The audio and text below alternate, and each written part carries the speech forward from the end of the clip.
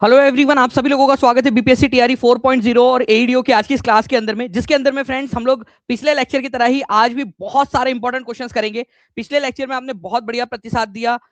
इतने सारे बच्चे जो मैंने आप लोगों से आह्वान किया कि आप लोग नोटिफिकेशन से पहले पढ़ना स्टार्ट कर दीजिए, क्योंकि जब नोटिफिकेशन आएगा तो तब सारे लोग मोटिवेट हो जाएंगे, सारे लोग जो है पढ़ना स्टार्ट कर देंगे। तो फिर आप में और उन लोगों में फर्क क्या रह जाएगा। तो आप लोगों ने उस बात को समझा, आपने अच्छे से उस सेशन को देखा, आपने आंसर्स भी किए कमेंट के अंदर में, ये बहुत अच्छी बात है। तो चलिए उसी एनर्जी के साथ में आप लोगों के इस रिस्पांस को देखते हुए मेरी एनर्जी भी अब डबल हो गई है। तो आज भी हम लोग बहुत बढ़िया तरीके से पूरा सेशन करेंगे। रैपिड फायर भी मैं आपको करवाऊंगा बीच बीच में, और कल जैसे टेस्ट आप लोगों को मिली थी, जो बच्चा आज पूरा सेशन देखेगा उसको भी टेस्ट मिलेगी। और आज आप लोगों के लिए एक मेमोराइजर लाइव भी करवाने वाला हूं मैं। चलिए तो चलते हम लोग। जितने भी बच्चे जिन्होंने सबसे पहले सेशन को लाइक कर दिया, एक बार हाथ ऊपर करके जरूर बता देंगे फ्रेंड्स, जल्दी जल्दी से। जहां भी शेयर कर सकते हो, टेलीग्राम, फेसबुक, व्हाट्सएप, इंस्टाग्राम, जल्दी जल्दी से शेयर कर देंगे। ये पूरा सेशन आप सभी लोगों को समर्पित, जिन्होंने अपना अपना योगदान यहाँ पर में दे दिया है। चलिए पहला क्वेश्चन देखिए फ्रेंड्स, आप लोगों की स्क्रीन पर ये रहा। आपको बताना है कि अन्नपूर्णा योजना राशन कार्ड इज फॉर किसके लिए। अन्नपूर्णा योजना राशन कार्ड किसके लिए है, ये बताइए आप लोग। और ये एग्जाम में आया हुआ क्वेश्चन है, एनसीईआरटी के अंदर में दिया हुआ है, इसी वजह से आपको बता रहा हूं, क्योंकि ये क्वेश्चन रिपीट हो सकता है। ठीक है। और ये जो है फ्रेंड्स काफी अच्छी स्कीम है, काफी सारे लोग इसका फायदा भी ले रहे हैं। ठीक है, बताइए। अन्नपूर्णा स्कीम, ये 2001 से ये स्कीम लागू है। ठीक है, 2001 में ये स्कीम लागू हुई थी और अभी भी ये चल रही है अन्नपूर्णा स्कीम। तो अन्नपूर्णा स्कीम के तहत बताइए कि क्या है। और ये पूरी तरह से सेंट्रली स्पॉन्सर्ड स्कीम है, मतलब इसका पूरा पैसा केंद्र सरकार देती है। तो ये एक चीज याद रखिएगा, 100% सेंट्रली स्पॉन्सर्ड। ठीक है, सेंट्रली स्पॉन्सर्ड स्कीम है ये।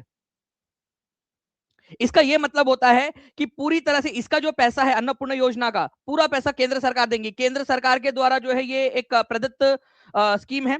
इसके अंतर्गत क्या आप लोगों का किया गया है कि भाई जितने भी ओल्डर पर्सन है और पुअर पीपल है 65 साल से ऊपर के, ठीक है, उन लोगों को क्या किया जाएगा, मुफ्त में अनाज दिया जाएगा। लेकिन कितना दिया जाएगा, अब ये भी आप देख लीजिए। तो आप देख सकते हो काफी सारी वेबसाइट्स है, ठीक है, गवर्नमेंट वेबसाइट से, क्योंकि उससे ज्यादा ऑथेंटिक और क्या हो सकता है आप लोगों के लिए, जो दे रहा है एक्चुअली, क्योंकि इसको लागू गवर्नमेंट, केंद्र सरकार पैसा देंगी, लेकिन इसको इंप्लीमेंट करने की जिम्मेदारी जो है वो राज्य सरकार की होती है।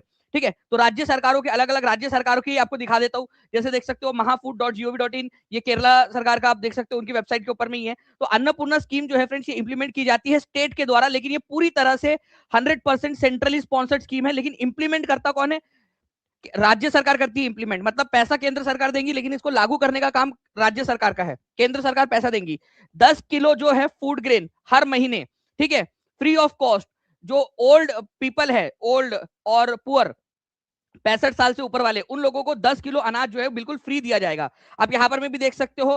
ठीक है, इस इसके अंदर में, ठीक है, केरल सरकार के अंदर में भी दिया हुआ है कि भाई जो 10 किलो फूड ग्रेन है वो हर महीने फ्री ऑफ कॉस्ट डिस्ट्रीब्यूट किया जाएगा 65 साल या उससे अबव वाले लोगों को। तो आंसर जो है फ्रेंड्स आपका हो जाएगा ऑप्शन नंबर ए। याद रहेगा कि आप लोगों को जल्दी से बता दीजिए, जल्दी लिख दीजिए आप सभी के सभी। और ऐसे ही अगर सारे के सारे क्वेश्चंस करना चाहते हो तो मुझे कमेंट के अंदर में बताइए आप लोग सभी बच्चे। ये सारे इंपॉर्टेंट क्वेश्चंस मैं आप लोगों को करवा दूंगा, याद भी करवा दूंगा। ये क्वेश्चन आया हुआ है और कभी भी रिपीट हो सकता है, कोई भी एग्जाम के अंदर में आप लोगों को रिपीट हो सकता है। प्लीज अच्छे से समझ लीजिए इन सारे क्वेश्चंस को आप लोग। ओके, तो 100% सेंट्रली स्पॉन्सर्ड स्कीम है। कौन से साल लॉन्च हुई थी, ये भी अब हो सकता है एक नंबर यहां मिल जाए आप लोगों को, कौन से साल लॉन्च हुई थी। ठीक है, क्या ये 100% सेंट्रली स्पॉन्सर्ड स्कीम है, ये आपको एक मिल सकता है। कौन इसको लागू करता है, तो स्टेट गवर्नमेंट इसको लागू करता है। ठीक है, कितने साल से ऊपर वालों के लिए, ये अपने आप में क्वेश्चन बन सकता है एक दूसरा वाला। मानते हो आप लोग? ठीक है, चलिए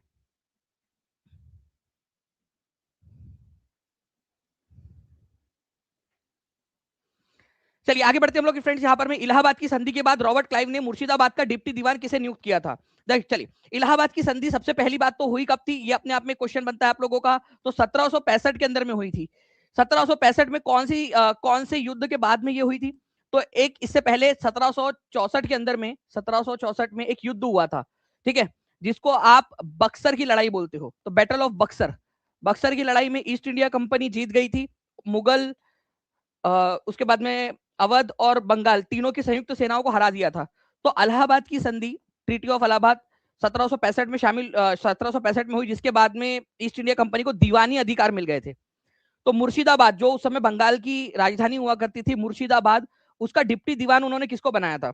तो डिप्टी दीवान जो है फ्रेंड्स ये बनाया गया था मोहम्मद रजा खान को, ठीक है। तो आंसर इसका ऑप्शन नंबर ए हो जाएगा, ठीक है। तो मोहम्मद रजा खान जो है उनको बनाया गया था बंगाल का, ठीक है। और बंगाल मतलब बंगाल की राजधानी थी मुर्शिदाबाद उस समय में, और बिहार वाला जो एरिया था उस साइड के लिए बनाया गया था राजा सिताब राय को डेप्यूटी जो है दीवान। तो बंगाल वाले एरिया के लिए बोला जाए, बंगाल के लिए तो मोहम्मद रेजा खान, और सिताब राय बिहार वाले इलाके के लिए डेप्यूटी दीवान। दीवान का काम होता है टैक्स इकट्ठा करने का, रेवेन्यू कलेक्ट करने का काम, ठीक है, रेवेन्यू कलेक्शन का। तो डेप्यूटी दीवान इसलिए बोला गया था क्योंकि दीवान तो ईस्ट इंडिया कंपनी थी, और ईस्ट इंडिया कंपनी के बिहाफ पे रॉबर्ट क्लाइव दीवान थे, क्योंकि वो थे गवर्नर ईस्ट इंडिया कंपनी के, ठीक है। तो ईस्ट इंडिया कंपनी के गवर्नर के रूप में ये दीवान थे, और उन्होंने अपने लिए डिप्टी दीवान मोहम्मद रजा खान बंगाल के लिए और सिताब राय को बिहार के लिए बनाया था, ठीक है। तो ये प्लीज लिख लीजिए आप लोग, दोनों के दोनों पॉइंट एग्जाम के अंदर में पूछे जा सकते हैं। अगर आप लोग कमेंट के अंदर में प्रॉपरली लिखते हो, ठीक है, तो आप लोगों के लिए बहुत ज्यादा चांसेस बन जाते हैं कि आप इनको याद रख पाओगे एग्जाम के अंदर में। चलिए, बहुत सारे बच्चे बता भी रहे कि वो मुर्शिदाबाद से है, कुछ लोग कुछ बिहार से बता रहे हैं। चलिए, बहुत बढ़िया, आंसर करते रहेंगे आप लोग जल्दी जल्दी से। इल्तुतमिश ने बिहार में अपना पहला सूबेदार किसको नियुक्त किया था? तो इल्तुतमिश ये दिल्ली सल्तनत का जो है शासक था, 3rd नंबर का। कुतुबुद्दीन ऐबक का दामाद था। कुतुबुद्दीन ऐबक, ठीक है, ये याद रखना है आप लोगों ने, दिल्ली सल्तनत का संस्थापक पहला जो एक मैं टीम से रिक्वेस्ट भी करूंगा कि प्लीज, हम लोगों ने दिल्ली सल्तनत के ऊपर में एक इन्फोग्राफिक्स बनाया हुआ है, अगर हम वो डाल सके तो बच्चों के लिए और आसानी हो जाएगी, तो मैं उससे भी आपको समझा दूंगा। तो कुतुबुद्दीन ऐबक जो है फ्रेंड्स, ये गुलाम वंश जो है उसका संस्थापक था, गुलाम वंश का पहला शासक। उसके बाद में उनका बेटा आराम शाह बना था, अभी मैं आप लोगों को इन्फोग्राफिक्स के जरिए भी उसको समझा दूंगा, ठीक है। आराम शाह, और आराम शाह के बाद में जो है ये इल्तुतमिश जो है क्या बनता है, शासक बनता है, ठीक है। इल्तुतमिश, ये इल्तुतमिश जो है फ्रेंड्स, ये याद रखना है आप लोगों ने, कुतुबुद्दीन ऐबक का गुलाम था पहले, और उसके बाद में दामाद भी बना। आराम शाह कुतुबुद्दीन ऐबक का बेटा था, लेकिन बहुत ही आराम, उसके नाम के अनुसार ही आराम शाह कुछ काबिल शासक नहीं था, तो जीजा ने जो है साले साहब की जो है वो बदल दी, तख्ता पलट कर दिया था। तो इल्तुतमिश जब बना तो उसने जो है बिहार में अपना पहला जो है सूबेदार किसको नियुक्त किया था, ये आप लोगों से क्वेश्चन पूछा जा रहा है।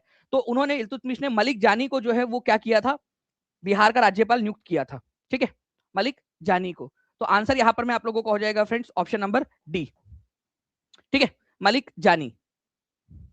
तो इसको भी आप लोग याद रख लीजिए, मलिक जानी। अब यहाँ पर मैं आप देखिए ये इन्फोग्राफिक्स लगा दिया गया है टीम के द्वारा, बहुत बहुत शुक्रिया टीम का। तो देखिए ये इस तरीके से इन्फोग्राफिक्स आप लोगों को प्रोवाइड किए जा रहे हैं। आप लोगों में से जितने लोग हैं जो इन्फोग्राफिक्स के अंदर में जुड़ चुके हैं, उनको कॉन्ग्रेचुलेशन, क्योंकि आप लोग जो है इस तरीके से हिंदी और इंग्लिश दोनों भाषाओं में अवेलेबल है आप लोगों के लिए। इंग्लिश में लगाया है, हिंदी में भी लगा दीजिएगा, ठीक है। हिंदी में भी अवेलेबल है पूरा का पूरा, आपका पूरा 5 डायनेस्टीज कौन कौन सी है, उनके इंपॉर्टेंट शासक कौन से थे, सब कुछ आप लोगों के लिए इसके अंदर में ये लगाया जा रहा है। देखिए हिंदी में भी आपके लिए पूरा लगा दिया गया है, ठीक है। याद करने की ट्रिक भी आप लोगों को यहाँ पर मैं बता दिए, देखो, ठीक है। याद करने की ट्रिक, गुलाब खिले तो सांस लो, ठीक है, गुलाब, ठीक है, गुलाम वंश, खिले खिलजी, तो तुगलक, सांस सैयद, ठीक है, लो से लोधी। तो इस तरीके से पूरा का पूरा आप लोगों के लिए इन्फोग्राफिक्स में अवेलेबल है, तो इन्फोग्राफिक्स का भी फायदा आप लोग ले सकते हो। Who was appointed as the Naib Diwan by Bihar of Bihar by Robert Clive? Robert Clive के द्वारा बिहार का नायब दीवान किसको नियुक्त किया गया था? अभी आपको बताया फ्रेंड्स कि जो मोहम्मद रजा खान है, उनको मुर्शिदाबाद या बंगाल का जो है नायब दीवान, नायब दीवान मतलब उप दीवान नियुक्त किया गया था बंगाल के इलाके का रेवेन्यू कलेक्ट करने के लिए। तो बिहार वाला जो इलाका था वहां का रेवेन्यू कलेक्ट करने के लिए किसको नियुक्त किया था? सभी बच्चे कमेंट के अंदर में आंसर कर देंगे मेरे बताने से पहले। ये रिवीजन है, ये आप लोगों के पास में एक मौका है आगे बढ़ने का। अगर आज आप लोग यहाँ पर में एक्टिविटी कर रहे हो, एक्टिव पार्टिसिपेंट बन रहे हो, कमेंट के अंदर में आंसर्स करते जा रहे हो, तो मतलब आप आगे बढ़ रहे हो, ठीक है। तो सिताब राय जो है फ्रेंड्स यहाँ आंसर हो जाएगा इसका ऑप्शन नंबर बी, ठीक है। चलिए, नाउ बिहार के किस जिले की साक्षरता दर सबसे कम है? अब एक चीज जो है फ्रेंड्स यहाँ पर में समझना है कि सबसे कम साक्षरता दर, सबसे अधिक साक्षरता दर, पुरुषों की सबसे अधिक साक्षरता दर, महिलाओं की सबसे अधिक साक्षरता दर, महिलाओं की सबसे कम साक्षरता दर, और पुरुषों की सबसे कम साक्षरता दर, ये आप लोगों को मैंने नई बैच में पढ़ाना स्टार्ट कर दिया है, पहले लेक्चर में करवाया भी है, ठीक है। आगे में भी आप लोगों को उसको पूरा का पूरा याद करवाऊंगा मैं। बिहार के कौन सा जिला है जिसमें सबसे कम साक्षरता दर है? तो वो पूर्णिया है, ठीक है। पूर्णिया में सबसे कम साक्षरता दर, और सबसे अधिक साक्षरता दर जो है वो रोहतास में है। रोहतास में सबसे अधिक साक्षरता दर है। सबसे अधिक पुरुषों की साक्षरता दर भी रोहतास में है। सबसे अधिक महिलाओं की साक्षरता दर भी रोहतास के अंदर में। ठीक है, तो ये तीनों चीजें आप लोगों ने याद रखनी है कि सबसे अधिक ओवरऑल पुरुषों की सबसे अधिक साक्षरता और सबसे अधिक महिलाओं की साक्षरता। ठीक है, तो ये इस तरीके से आप लोगों से पूछा जा सकता है और ये मैंने आपको करवाया भी है नए बैच में और आगे में भी करवाऊंगा, पुरानी बैचेस में भी करवाया आपको। भोजपुरी की पहली फिल्म कौन सी थी? इस ये क्वेश्चन आपसे बन सकता है फ्रेंड्स, और इसके अंदर में मैं एक्स्ट्रा पॉइंट आप लोगों को करवाना चाह रहा था बेसिकली इस क्वेश्चन की मदद से, इसलिए ये क्वेश्चन डाला हुआ है ताकि जो एक्स्ट्रा पॉइंट है वो आप लोगों को करवा सकूं।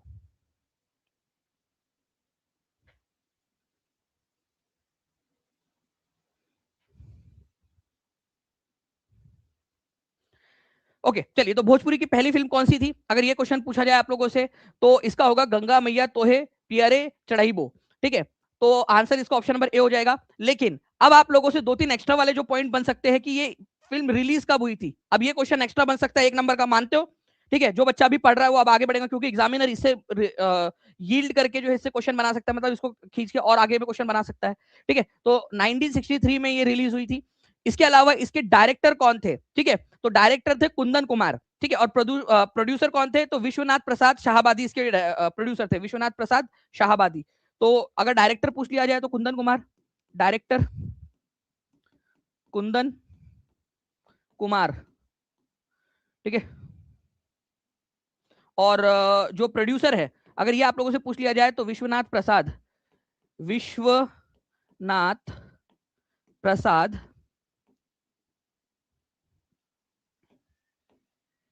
शाहबादी, शाहबादी। ओके, विश्वनाथ प्रसाद शाहबादी प्रोड्यूसर थे इसके। ठीक है, प्रोड्यूसर। तो डायरेक्टर और प्रोड्यूसर का भी नाम आप लोग याद रख लीजिएगा। और 1963 के अंदर में ये पिक्चर रिलीज हुई थी, भोजपुरी की पहली मूवी। याद रहेगा आप सभी लोगों को? जल्दी जल्दी से लिख लेंगे सभी बच्चे। कमेंट के अंदर में हर एक बच्चा लिखेगा इसको। और एक बार मुझे हाथ ऊपर करके बता दीजिए कितने बच्चे जिन्होंने सेशन को लाइक कर दिया है, अपना अपना योगदान दे दिया है, अगर तो बता दीजिए मुझे ताकि मैं समझ सकूं यहाँ पर में कि कितने स्टूडेंट्स हैं जो अच्छे से इसको देख रहे हैं, लॉयल बच्चे हैं। गुड। नाउ फ्रेंड्स देखिए 2027 के अंदर में 39वें राष्ट्रीय खेल कहाँ आयोजित होने वाले हैं, ये क्वेश्चन बहुत ही इंपॉर्टेंट है। ठीक है, बताइए आप लोग 2027 के अंदर में 39वें नंबर के राष्ट्रीय खेल होंगे, तो कौन से नंबर के होंगे ये भी आप लोगों का इंपॉर्टेंट है। तो नेक्स्ट जो आपका नेशनल गेम्स होंगे वो 39 नंबर का गेम रहेगा ये। तो 39 नंबर के जो गेम है ये कहां पर में आयोजित होने वाले हैं? उत्तराखंड में, मेघालय में, कर्नाटक में, कहां पर में? तो अभी देखिए 38वें नंबर के उत्तराखंड के अंदर में हुए थे। ठीक है, और 2027 के अंदर में मेघालय के अंदर में आयोजित होने वाला है। तो 20 का आंसर होगा। केवल 57% लोगों ने, 56-57% लोगों ने ही सही आंसर दिया है। ठीक है, तो मेघालय जो है 2027 के अंदर में राष्ट्रीय खेलों की मेजबानी करेगा और ये 39वें नंबर के 39th नंबर के राष्ट्रीय खेल होने वाले हैं। ठीक है, चलिए, तो ये पहली बार जो है मेघालय इसकी मेजबानी करने वाला है। इतने मतलब 38 अब तक हो चुके हैं, मेघालय ने अब तक नहीं किया है। ठीक है, मेजबानी तो पहली बार जो है मेघालय इसकी मेजबानी करने वाला है। चलिए, what was the ancient name of Bihar Sharif? Bihar Sharif का पुराना नाम क्या था? जल्दी बताओ। And thank you very much 1000 plus live के लिए। जल्दी से सेशन का लाइक का आंकड़ा भी हम लोगों ने पहुंचाना है वहां पर में, तो एक बार जल्दी से शेयर भी कर देंगे आप लोग। तो यहाँ पर में what was the ancient name of Bihar Sharif? तो बिहार शरीफ का पुराना नाम था उदंतपुरी। उदंतपुरी के अंदर में आपको पता है फ्रेंड्स, पाल वंश के शासकों ने जो है उदंतपुरी मठ की स्थापना की थी, जो एक शिक्षा का केंद्र था, बौद्ध शिक्षा का केंद्र स्पेशली। तो बिहार शरीफ जो है आपको मिलेगा आज के नालंदा जिले के अंदर में, नालंदा में। ठीक है, इसका पुराना नाम था उदंतपुर। तो उदंतपुर के अंदर में उदंतपुरी मठ की स्थापना भी की गई थी, ये याद रखना है आप लोगों ने। विश्वविद्यालय था उदंतपुरी मठ, इसको स्थापित किया था पाल वंश के समय के अंदर में, उदंतपुरी मठ को। तो बिहार शरीफ का पुराना नाम उदंतपुर और उदंतपुरी मठ यहाँ पर में है। बिहार शरीफ या उदंतपुर कहाँ पर में लोकेटेड है? नालंदा जिले के अंदर में। ये 3-4 पॉइंट्स है जो आप लोगों ने याद रखने ही हैं। ओके, अब देखिए फ्रेंड्स, EMRS टीयर 1 दिसंबर 2025 के अंदर में, मतलब अभी जस्ट कुछ 55-56 दिन पुराना क्वेश्चन है ये, एग्जाम में आया हुआ। ठीक है, तो यहां पर मैं क्या बोला है, निम्नलिखित में से कौन अंतरराष्ट्रीय न्यायालय में न्यायाधीश के पद पर कार्य करने वाले पहले भारतीय थे? अब मैं आप लोगों से पूछ रहा हूं कि कितने भारतीय अब तक जो है वहां पर में बन चुके, कितने भारतीय? चलो, एक क्वेश्चन तो ये हो गया आप लोगों का, कितने भारतीय? 1 नंबर यहां मिलेगा।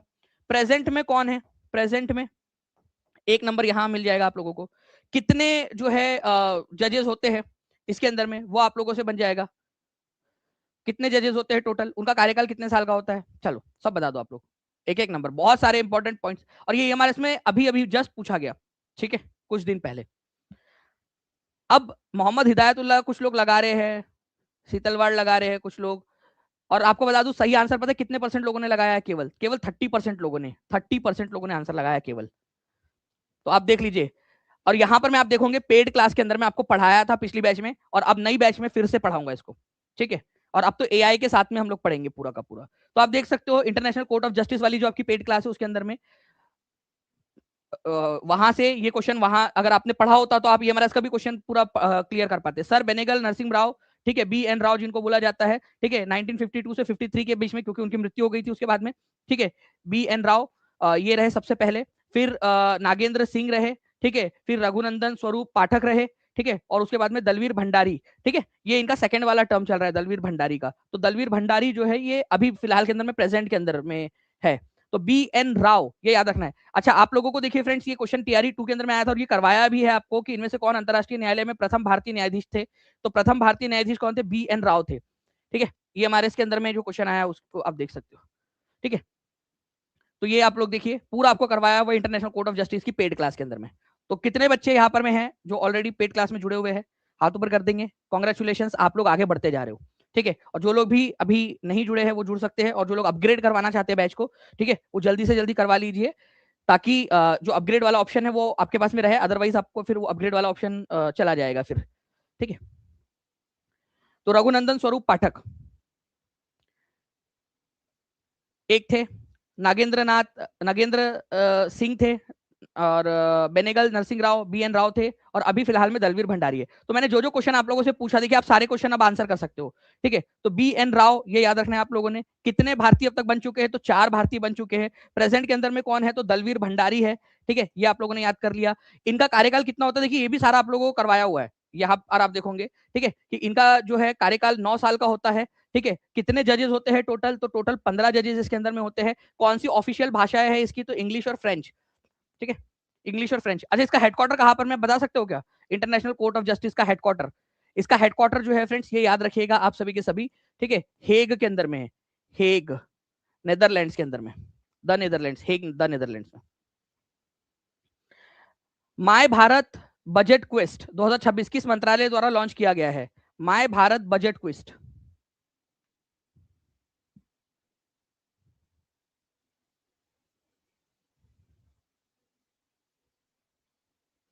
माय भारत बजट क्विज जो है फ्रेंड्स ये लॉन्च किया गया है आप लोगों का ministry of youth and sports के द्वारा, ठीक है।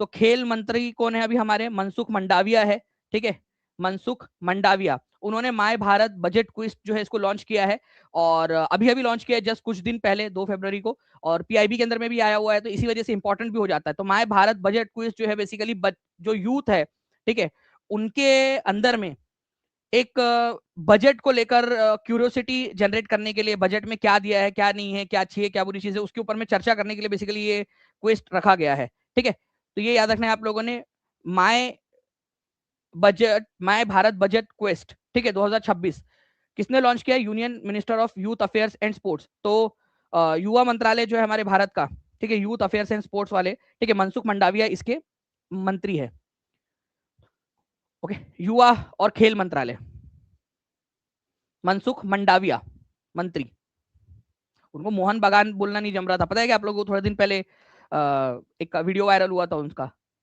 वो स्पोर्ट्स मंत्री है हमारे भारत के, खेल मंत्री है, युवा मामलों के मंत्री है, और हमारे भारत का इतना पुराना जो है फुटबॉल का क्लब जो उस समय में से है जब शायद मनसुख मंडाविया का जन्म भी नहीं हुआ था, ठीक है। तो वो मोहन बागान बोल नहीं पा रहे थे उनसे, ठीक है, तो बैगन बोल रहे थे वो, बैगन, मोहन बैगन। चलिए, तो केंद्रीय युवा मामले और खेल मंत्री मनसुख मंडाविया जो है माय भारत बजट क्विज 2026 उन्होंने लॉन्च किया है, ठीक है। इसका टारगेट ऑडियंस कौन से, कॉलेज, इंस्टीट्यूशन और कोचिंग सेंटर के जो स्टूडेंट्स है, ठीक है, उनके प्रति ये करना है। प्रतियोगिता विवरण जो है माय भारत प्लेटफॉर्म के ऊपर में ये प्रतियोगिता चलेंगी, ठीक है, नेशनल लेवल ऑनलाइन क्विज इसके ऊपर में होने वाली थी। चलिए, which of the following is not a part of geographical division of Bihar, Bihar का पार्ट नहीं है, इनमें से कौन सा वाला,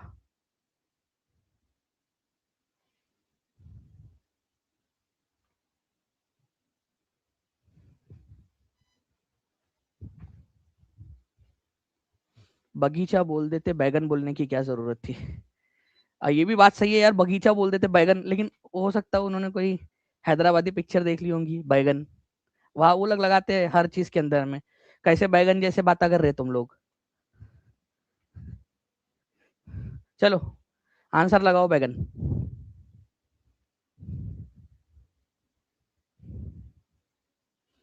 तो इसमें से देखिए फ्रेंड्स, आप लोगों से पूछा गया है कि ज्योग्राफिकल डिवीजन ऑफ बिहार कौन सा वाला नहीं है। शिवालिक, बिहार के मैदान तो बिहार के अंदर में ही होंगे ना, ठीक है। दक्षिणी पठारी क्षेत्र, शिवालिक क्षेत्र, अरावली। अरावली जो है फ्रेंड्स, आप लोगों को पता है कि बिहार का पार्ट नहीं है अरावली, ठीक है। तो अरावली जो है, ये याद रखना है आप लोगों ने कि अरावली श्रेणी बिहार का पार्ट, ठीक है, नहीं है। तो कौन सा वाला नहीं है, तो अरावली क्षेत्र नहीं है, क्योंकि अरावली आप लोगों को पता है कि ये जो है आपका कहां पर में पड़ेगा, राजस्थान, हरियाणा, दिल्ली वाले साइड के अंदर में आप लोगों को मिलेगा, ठीक है। चलिए, कौन सी नदी बिहार के उत्तरी सीमा बनाती है और कटिहार के कुर्सेला में गंगा से मिलकर राज्य के उत्तरी भाग में जल निकासी में मदद करती है, ठीक है। तो कौन सी नदी बिहार के मैदान की उत्तरी सीमा बनाती है और कटिहार के कुर्सेला में मिलकर, ठीक है, कुर्सेला में गंगा में मिलकर राज्य के उत्तरी भाग के जल निकासी में मदद करती है, बताओ। गंगा में मिलने वाली नदी है कटिहार के कुर्सेला के अंदर में, ठीक है। तो बेसिकली आंसर हो जाएगा आप लोगों का कोसी नदी। तो कोसी नदी जो है वो नॉर्दर्न बाउंड्री बनाती है, और नॉर्दर्न पार्ट के अंदर में बिहार के उत्तरी भाग के अंदर में क्या करती है, जल सिंचाई का काम करेंगी। प्लस गंगा के अंदर में ये मिलती है कुर्सेला, कटिहार के कुर्सेला के अंदर में। नेक्स्ट, जयप्रकाश नारायण ने निम्नलिखित में से कौन सी पार्टी बनाई थी। जयप्रकाश नारायण के द्वारा। अभी हम लोग जल्दी से इसका रैपिड फायर भी करने वाले हैं, तो आप सभी बता दीजिएगा कि रैपिड फायर के लिए तैयार हो क्या आप लोग। 1000 लाइक से केवल 60 हम लोग 40 अब हम लोग दूर है केवल। तो जल्दी जल्दी से सेशन को लाइक एंड शेयर भी करते रहेंगे आप सभी। और जिन लोगों ने चैनल को सब्सक्राइब नहीं किया, चैनल को सब्सक्राइब जरूर कर लीजिएगा, ताकि आपको सारे वीडियोस के नोटिफिकेशन मिलते रहे टाइम की। तो जयप्रकाश नारायण ने निम्नलिखित में से कौन सी पार्टी बनाई थी। तो कांग्रेस सोशलिस्ट पार्टी, भूदान आंदोलन party, Praja socialist party, more than one of the above, none of the above. तो देखिए, जयप्रकाश नारायण जो है फ्रेंड्स, उन्होंने कांग्रेस सोशलिस्ट पार्टी, ठीक है, कांग्रेस सोशलिस्ट पार्टी और प्रजा सोशलिस्ट पार्टी, ठीक है, इनका गठन किया था। कांग्रेस सोशलिस्ट पार्टी और प्रजा सोशलिस्ट पार्टी। तो कांग्रेस सोशलिस्ट पार्टी और प्रजा सोशलिस्ट पार्टी। तो आंसर इसका मोर than one of the above हो जाएगा आपका, ठीक है। ये दोनों पार्टियों के संस्थापक है, ये कांग्रेस सोशलिस्ट पार्टी के भी संस्थापक है और प्रजा सोशलिस्ट पार्टी के भी संस्थापक है, ठीक है। निम्नलिखित में से किस लेखक ने तारीख ए शेरशाही लिखी है। तारीख ए शेरशाही।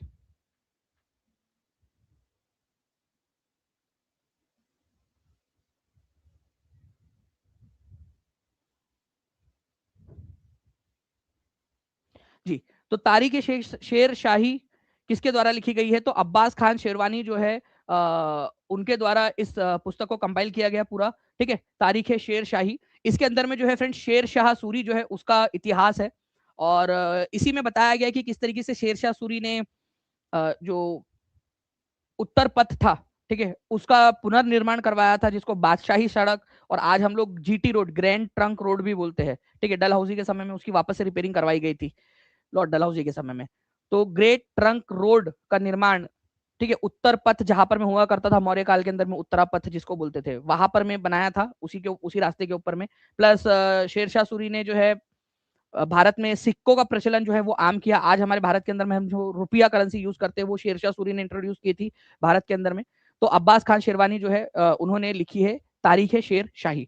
तारीख ए शेर शाही, अब्बास खान शेरवानी, ठीक है। नेताजी सुभाष चंद्र बोस द्वारा लिखित पुस्तक कौन सी है इनमें से। एक काम करिए, आप सारी की सारी पुस्तकों के नाम बता दीजिए, सारी की सारी पुस्तकों के लेखकों के नाम बता दीजिए जो दिए हुए हैं यहाँ पर।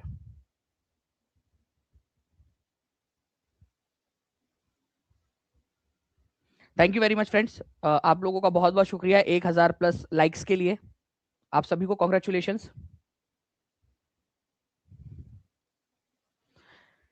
देखिए, अगर मैं बात करूं फ्रेंड्स, यहाँ पर नेताजी सुभाष चंद्र बोस द्वारा लिखित पुस्तक कौन सी है, तो नेताजी सुभाष चंद्र बोस के द्वारा लिखी गई है the Indian struggle, poverty and British rule in India, दादा भाई नौरोजी, अनहैप्पी इंडिया, ये लिखी गई है पुस्तक हमारे, ठीक है, लाला लाजपत राय के द्वारा, ठीक है। आनंद मठ जो है ये लिखी गई है, ठीक है, बंकिम चंद्र चटर्जी के द्वारा, बंकिम चंद्र चट्टोपाध्याय भी बोलते हैं हम लोग जिनको, बंकिम चंद्र चट्टोपाध्याय, ठीक है, ये बंकिम चंद्र चटर्जी। तो बी इसका आंसर हो जाएगा आपका, ठीक है। अच्छा, एक चीज और बताइए मुझे कि नेताजी सुभाष चंद्र बोस ने, एक क्वेश्चन आप लोगों से बनता है काफी बार, ठीक है, आजाद हिंद सरकार बनाई थी उन्होंने, आरजी हुकूमत भी बोलते हैं जिसको, आजाद हिंद सरकार, आजाद हिंद सरकार, ठीक है, या जिसको आप लोग आरजी हुकूमत या प्रोविजनल गवर्नमेंट ऑफ इंडिया, ठीक है, कहां पर में बनाई थी, सिंगापुर के अंदर में। कौन से तारीख को घोषणा की थी उन्होंने, तो सिंगापुर के अंदर में बनाई थी। पहला तो ये एक हो गया आप लोगों का सिंगापुर के अंदर में, और 21 अक्टूबर 1943 को उन्होंने इसकी घोषणा की थी। ये बहुत ही इंपॉर्टेंट वाले क्वेश्चन है, प्लीज इसको भी याद रखिएगा आप लोग, ठीक है। चलो, अब मुझे बताइए आप सभी लोग जल्दी से, रैपिड फायर के लिए कितने लोग तैयार है, हाथ ऊपर करके बता देंगे जल्दी से। Rapid fire, rapid fire revision के लिए, और अभी बिना पोल के आप लोगों ने आंसर्स करना एकदम स्पीड में, गोली की रफ्तार से। मैं देखूंगा कि कितने बच्चे आंसर्स कर रहे हैं यहाँ पर। ओके, तो रैपिड फायर रिवीजन के लिए तैयार है, क्या बोलती पब्लिक।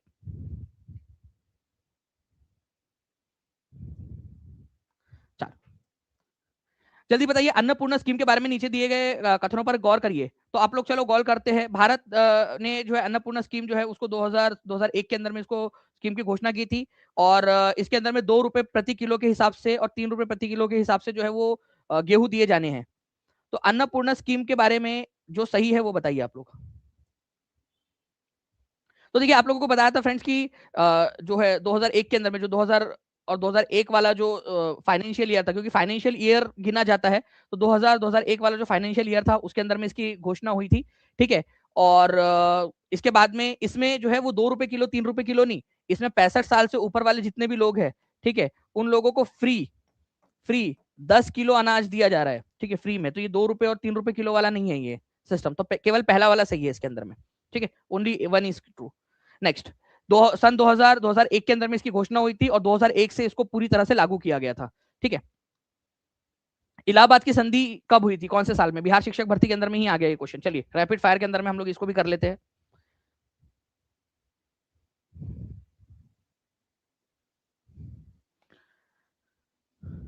चलिए, 1100 प्लस लाइक्स के लिए भी बहुत बहुत शुक्रिया आप सभी लोगों का फ्रेंड्स। तो यहाँ पर में देखिए आप लोग, इलाहाबाद की संधि जो है वो 1765 के अंदर में हुई थी, और ईस्ट इंडिया कंपनी को दीवानी अधिकार दे दिए गए थे बंगाल, बिहार और उड़ीसा के, ठीक है। बक्सर की लड़ाई के बाद में हुआ था ये इलाहाबाद की संधि। दिल्ली सल्तनत के किस इन शासकों में से किसने मलिक अलाउद्दीन जानी को, ठीक है, मलिक जानी को बिहार का पहला प्रतिनिधि नियुक्त किया, या पहला जो है गवर्नर या पहला रिप्रेजेंटेटिव नियुक्त किया था। वो कौन था जिसने मलिक अलाउद्दीन जानी या मलिक जानी को अपना गवर्नर नियुक्त किया था बिहार के अंदर में। तो वो आंसर हो जाएगा इल्तुतमिश। इल्तुतमिश ने, अब देखो इसका रिवर्स क्वेश्चन भी आता है कि इल्तुतमिश ने जो है राज्यपाल के रूप में पहला मलिक जानी को। अब देखिए इसका उल्टा क्वेश्चन भी यहाँ पर में, बहुत बढ़िया क्वेश्चन है ये, कि मलिक अलाउद्दीन जानी या मलिक जानी को बिहार का पहला प्रतिनिधि किसने नियुक्त किया था अपना, तो इल्तुतमिश ने किया था, ठीक है। तो ऐसे भी आप लोगों से क्वेश्चन बन सकते हैं। नाउ 2011 की जनगणना के अनुसार बिहार राज्य की कुल साक्षरता दर क्या है, तो बिहार की कुल साक्षरता दर जल्दी से बता दीजिए आप लोग।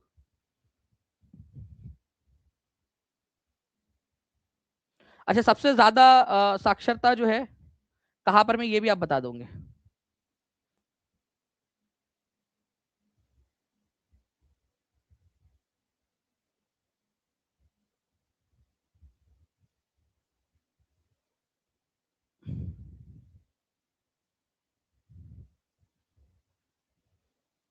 जी, तो ओवरऑल जो है पूरे बिहार की जो साक्षरता दर है वो अगर आपसे पूछी जाए तो 61.8 जो है पूरी ओवरऑल है, मतलब महिलाओं की और पुरुषों की मिलाकर, ठीक है। फीमेल की और मेल की सब कुछ मिला दिया जाए उसके बाद में जो है कितनी आती है, तो 61.80 आती है, ठीक है। चलिए, अगर आप लोगों से पूछ लिया जाए कि बिहार के किस जिले में लिटरेसी रेट सबसे ज्यादा है, लिटरेसी रेट या फिर साक्षरता दर सबसे ज्यादा है, तो सबसे ज्यादा साक्षरता दर कहां पर में है, पूरे ओवरऑल 73.37 के साथ में जो है फ्रेंड्स, रोहतास सबसे ज्यादा है, रोहतास के अंदर में सबसे अधिक साक्षरता दर ओवरऑल, महिला पुरुष और ओवरऑल तीनों में रोहतास सबसे आगे है। अच्छा चलिए, एक क्वेश्चन और आप लोगों से बनता है, मैं आपको दिखाता हूँ, ठीक है। ये आप लोगों का कहाँ का क्वेश्चन है, बीपीएससी सीडीपीओ का क्वेश्चन है 2018 का, ठीक है। और आप यहाँ पर में देखेंगे कि Bihar police constable memory based question जो 20 जुलाई 2025 को पेपर हुआ आपका, इसमें क्या पूछा गया, 2011 की जनगणना के अनुसार बिहार के किस जिले में पुरुषों की साक्षरता दर सबसे ज्यादा है। इसीलिए मैं आपसे कह रहा हूँ कि न्यू बैच में जो मैं आप लोगों को मेमोराइजर के थ्रू सारा का सारा याद करवाने वाला हूँ, उसमें सारे जितने भी आपके प्रीवियस ईयर क्वेश्चन है, ठीक है, उनको याद कराने का लक्ष्य रखा गया है। तो आप जितने भी लोग हैं जल्दी से उसके अंदर में जोड़ सकते हैं ताकि आपको सारी चीजें याद हो जाए।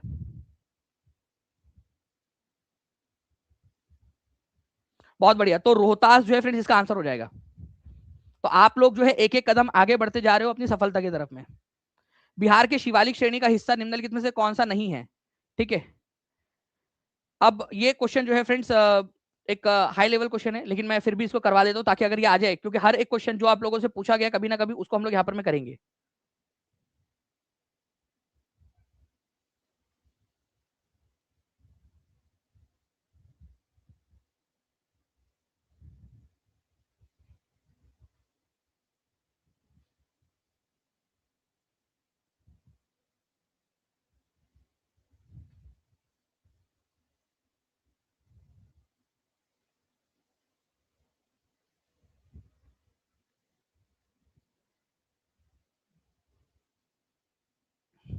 देखिए जो बिहार के अंदर में शिवालिक श्रेणी का जो विस्तार है, शिवालिक, ठीक है, तो बिहार के अंदर में जो इसका विस्तारित स्वरूप है ना शिवालिक का, ठीक है, बिहार के अंदर में सोमेश्वर रेंज है, ठीक है, आपको पता है वो शिवालिक का ही पार्ट है, ठीक है, रामनगर दून जो है ये भी बिहार के अंदर में लोकेटेड है, और हरहा घाटी, ठीक है, ये बिहार के अंदर में है, ठीक है। जेठियन पहाड़ी जो है ये आप लोगों को बिहार के अंदर में नहीं मिलेंगी, जेठियन पहाड़ी तो बिहार की शिवालिक श्रेणी का पार्ट नहीं है ये जेठियन पहाड़ी।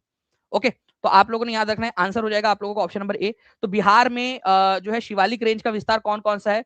तो रामनगर का दून, रामनगर दून इसको बोलते हैं, ये शिवालिक का पार्ट है और बिहार के अंदर में है, ठीक है।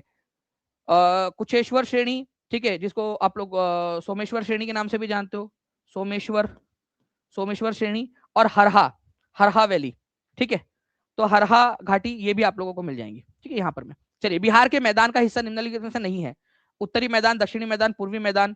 तो बिहार में मैदानी इलाका जो है उसको दो भागों में बांटा गया है, ठीक है, पूरे के पूरे बिहार को, ठीक है, उत्तरी मैदान और दक्षिणी मैदान, पूर्वी और पश्चिमी वाले में नहीं बांटा गया है। गंगा नदी के उत्तर वाले को उत्तरी मैदान, ठीक है, दक्षिण वाले को दक्षिणी मैदान बोला गया है। तो ईस्टर्न प्लेन वाला ऐसा कुछ नहीं है बिहार के अंदर में, ठीक है।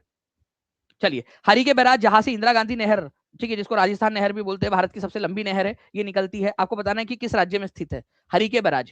देखिए, हरिके बैराज जो है फ्रेंड्स, एक चीज याद रखनी है आप लोगों ने, ये आपका उस जगह पे लोकेटेड है जहां पर में ब्यास नदी और सतलुज नदी मिलती है, ब्यास और सतलज, ये पंजाब के अंदर में लोकेटेड है, पंजाब में। यहां से जो है फिर हमने एक नहर निकाली है उत्तर पश्चिमी राजस्थान को सींचने के लिए, ठीक है, इसको इंदिरा गांधी नहर के नाम से भी जाना जाता है। तो आप लोगों ने याद रखना है कि ये हरि के बराज जहां से ये नहर का ओरिजिन होता है, ये कौन से दो नदियों के संगम पर लोकेटेड है? ब्यास नदी और सतलज नदी के संगम पर।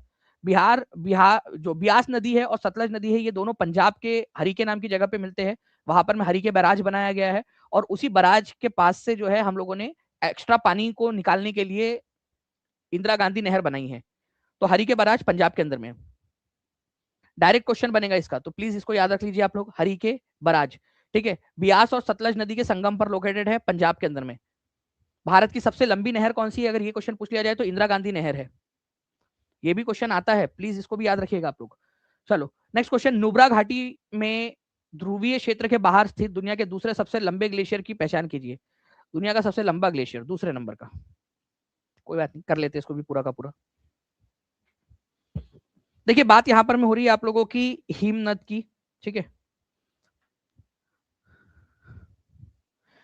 अगर सबसे बड़ा, ठीक है, दूसरा सबसे बड़ा ग्लेशियर यहां पर में पहचानना है आप लोगों ने, मैं आपको पूरा बताता हूं,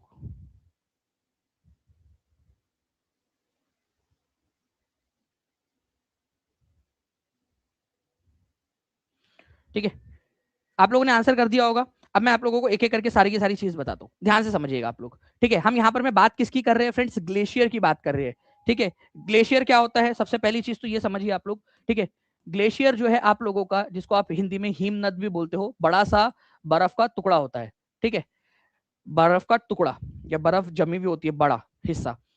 तो पूरे दुनिया में, ठीक है, सबसे बड़ा अगर कोई ग्लेशियर है तो वो है लिम्बर्ड ग्लेशियर, अंटार्कटिका के अंदर में, ध्रुवीय क्षेत्र में है पट वो, ठीक है, अंटार्कटिका में। तो सबसे बड़ा, ठीक है, ग्लेशियर कौन सा है? लिम्बर्ड ग्लेशियर, सभी लोग लिखेंगे, सभी, लिम्बर्ट, लिम्बर्ड ग्लेशियर कहां पर में है? अंटार्कटिका में, अंटार्कटिका में है। और अंटार्कटिका कहां पर में है? ठीक है, साउथ पोल के पास में, साउथ पोल के पास में।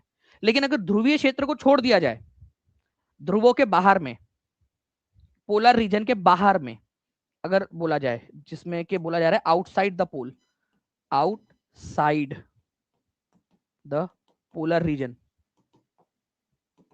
ध्रुवीय क्षेत्र के बाहर में, तो कौन सा हो जाएगा? उसमें जो है फ्रेंड सबसे पहले नंबर पे जो आता है आपका, वो भारत के अंदर में नहीं है, ठीक है, वो है फेडचेनको।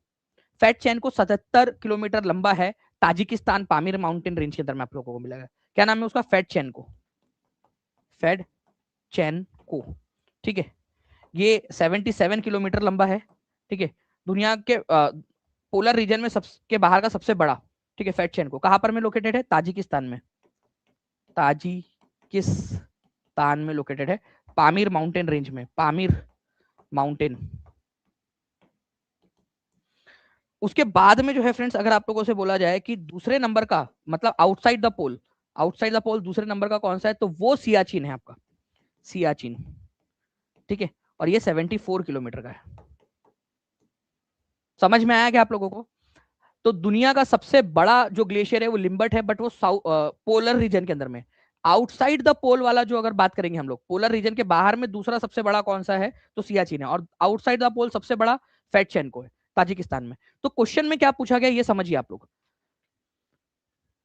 अगर आप चाहते हो कि ऐसे ही डिटेल में पढ़ा दूं तो हाथ ऊपर करके बता देंगे मुझे जल्दी से सभी बच्चे, जितने लोग चाहते हैं कि इसी तरीके से आपको एक्स्ट्रा पॉइंट्स के साथ में पढ़ाया जाए, हाथ ऊपर कर देंगे जल्दी जल्दी से, अगर चाहते हो कि ऐसे ही बढ़ा दूं मैं आपको, ठीक है। तो जो है फ्रेंड्स आंसर हो जाएगा आप लोगों का सियाचिन, ठीक है, सबसे लंबा है, सेकंड नंबर का। फेडचेनको सबसे बड़ा है आउटसाइड द पोल, और लिम्बर्ट दुनिया का सबसे बड़ा ग्लेशियर है जो कि अंटार्कटिका में, साउथ पोल के पास में। तो इस तरीके से ये सारे के सारे क्वेश्चंस बनते हैं। अब इसमें से कोई भी क्वेश्चन बन सकता है, अगर आप बोलोगे तो मैं इसके ऊपर में क्वेश्चंस बना के आप लोगों को दे दूंगा, ठीक है। चलिए, किस साम्राज्य में बिहार के आधुनिक पटना और गया जिले शामिल थे?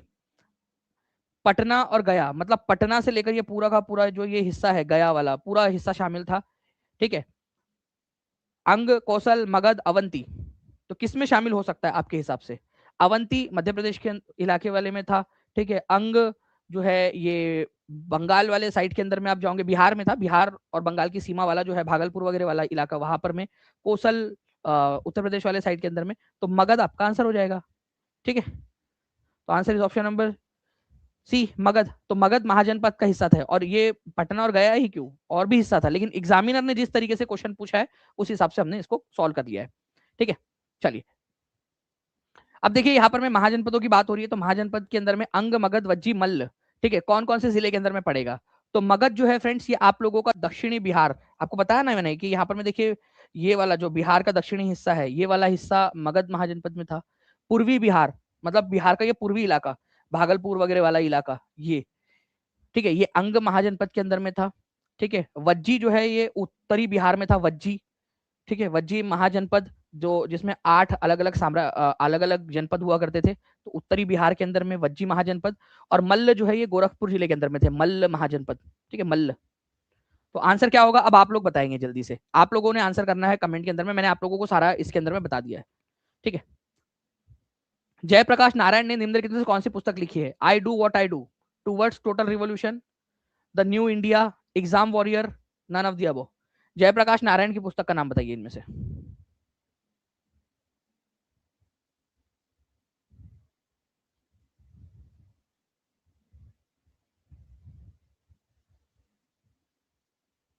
देखिए आप लोगों को सारा जयप्रकाश नारायण की सारी जो पुस्तकें हैं वो आपको कराया है मैंने। जयप्रकाश नारायण, ठीक है, टुवर्ड्स स्ट्रगल 1946 में उन्होंने लिखी थी। माय पिक्चर ऑफ सोशलिज्म, ठीक है, समाजवाद की मेरी तस्वीर, सोशलिज्म टू सर्वोदय, ठीक है, समाजवाद से सर्वोदय तक, ये पुस्तक लिखी है। तो इस तरीके से जो है फ्रेंड्स अलग अलग इनके बारे में आप लोगों को बताया है मैंने, ठीक है। Reconstruction of Indian polity towards total revolution, तो इनमें से कौन सी वाली पुस्तक आपको दिख रही है? ठीक है, तो टुवर्ड्स टोटल रिवॉल्यूशन ये पुस्तक आपको दिख रही है, तो आंसर हो जाएगा इसका ऑप्शन नंबर बी, ठीक है। और इसको इंपॉर्टेंट मार्क करिए फ्रेंड्स, ये इंपॉर्टेंट वाला क्वेश्चन है। और जो पेड स्टूडेंट्स है, जो लोगों ने लिया हुआ है, प्लीज वो क्लासेस वहां पर में भी जो मिल गई है उसको रिवाइज करते जाइए अच्छे से। और न्यू बैच में जो बच्चे जुड़े हुए हैं वो लोग भी अच्छे से, जो जो क्लास होती जाएंगी उसको अच्छे से करना है आप लोगों ने, ठीक है। तो जयप्रकाश नारायण, इनका जन्म कौन से साल में हुआ था? 1902 के अंदर में हुआ था, ये भी याद रखना है आप लोगों ने फ्रेंड्स, ठीक है। सिताब्दियारा नाम की जगह बिहार के अंदर में, वहां पर में हुआ था। गांधीवादी नेता थे, मार्क्सिस्ट विचारधारा से और समाजवादी विचारधारा से बहुत ज्यादा प्रेरित थे। ठीक है, जयप्रकाश नारायण। ओके, ये पूरा का पूरा आपको लिस्ट एक बार यहाँ पर मैं भी दे देता हूँ, आप लोग चाहो तो इसका स्क्रीनशॉट ले सकते हो। ओके, तो from socialism to Sarvodaya, socialism समाजवाद से सर्वोदय तक, टूवर्ड्स स्ट्रगल, ठीक है, towards struggle towards total revolution, ठीक है, संपूर्ण क्रांति की ओर, संघर्ष की ओर, ये सब पुस्तकें इनकी है। ठीक है, भारतीय राजनीति का पुनर्निर्माण 1959 के अंदर में लिखी थी इन्होंने, जयप्रकाश नारायण। सम्राट शाह आलम द्वितीय ने ईस्ट इंडिया कंपनी को बंगाल, बिहार और उड़ीसा की दीवानी प्रदान की थी। कब?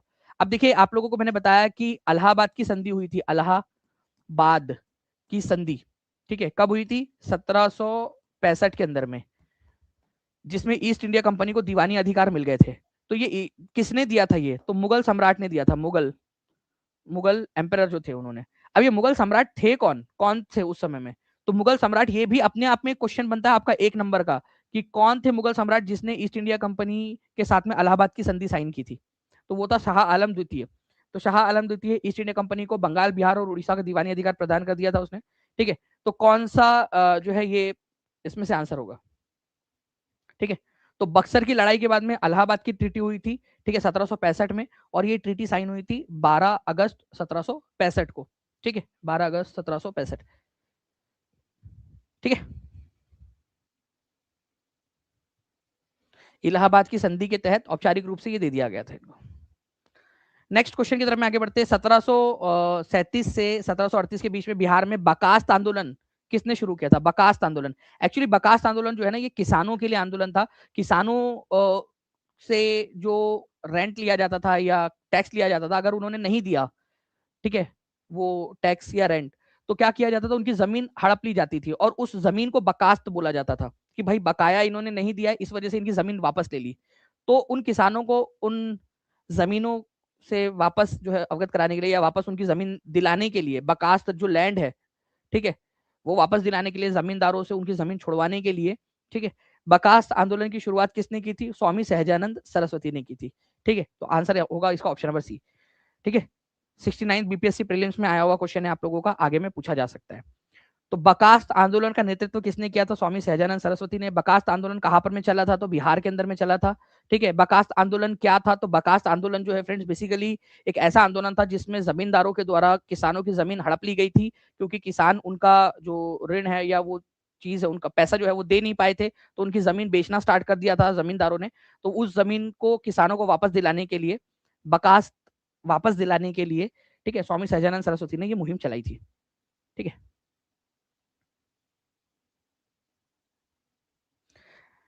चलिए, बिहार राज्य का पुनर्गठन किस वर्ष किया गया था? बीपीएससी असिस्टेंट का क्वेश्चन है ये, बताइए आप लोग।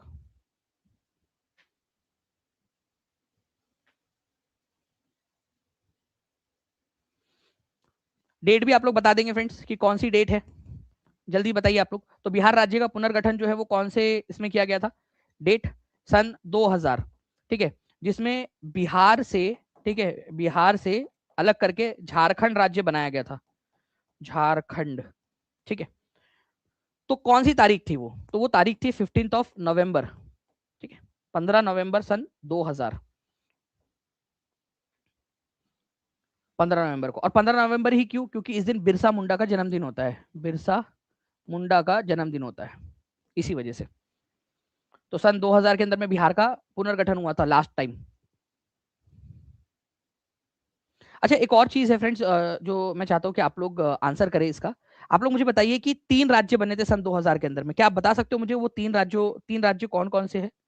ठीक है, 3 राज्य कौन कौन से हैं 2000, सन 2000 में? ठीक है, पहला, दूसरा, तीसरा, 3 राज्य बने थे। सबसे लास्ट में चलो मैंने आप लोगों को बता दिया कि झारखंड बना। ठीक है, तो 3 राज्यों के नाम बताइए आप, और उनकी डेट भी बताइए। ठीक है, नेम, डेट, ठीक है, इस तरीके से आप बताते जाइए तीनों। और ये बहुत ही इंपॉर्टेंट है, ये हो सकता है आप लोगों से पूछ ले, 3 राज्य कौन कौन से बने थे। ठीक है,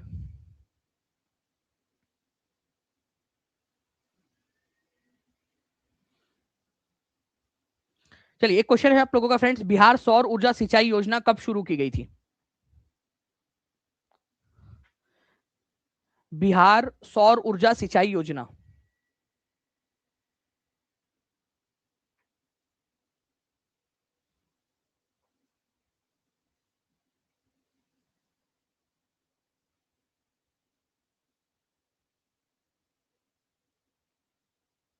तो सौर पैनल जो है फ्रेंड्स वो छोटे किसानों को उपलब्ध कराए गए थे, जिसके तहत 2 किलोवाट प्रति सेकंड की दर से जो है वो बिजली का उत्पादन किया जा सकता था। और सिंचाई मतलब पानी जो है कुओं से निकालने के लिए सोलर पंप और सोलर पैनल ये उपलब्ध कराए गए थे छोटे किसानों को। तो ये बिहार सौर ऊर्जा सिंचाई योजना ये लॉन्च की गई थी 2008 के अंदर में। ठीक है, तो बिहार सौर ऊर्जा सिंचाई योजना, छोटे किसानों को सोलर पैनल उपलब्ध कराए गए, 2 किलोवाट पर जो है यहाँ पे सेकंड की दर से जो पैनल बिजली जनरेट कर सकते थे, और सोलर पंप दोनों उपलब्ध कराए गए थे, ताकि छोटे किसान सिंचाई जो है वो सौर एनर्जी की मदद से कर सके। ठीक है,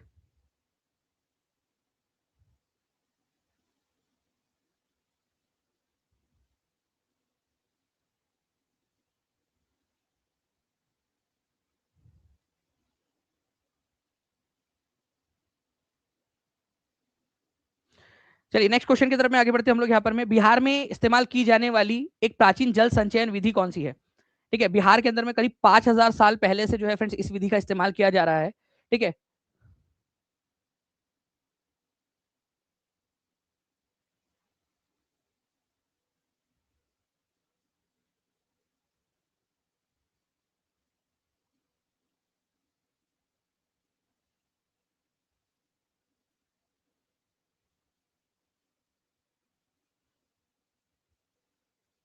तो जब नदी में पानी ज्यादा हो जाता है, ठीक है, तो तब उस समय में मगध, इवन 5000 साल पहले भी जो है फ्रेंड्स मगध वाला जो इलाका है वहां पर में हम देखते हैं कि पाइन्स नाम की जो एक विधि है उसका इस्तेमाल किया जाता है। आपको एक इमेज के थ्रू दिखाता हूँ, आप देख सकते हो इसमें एक आहार होता है आप लोगों का।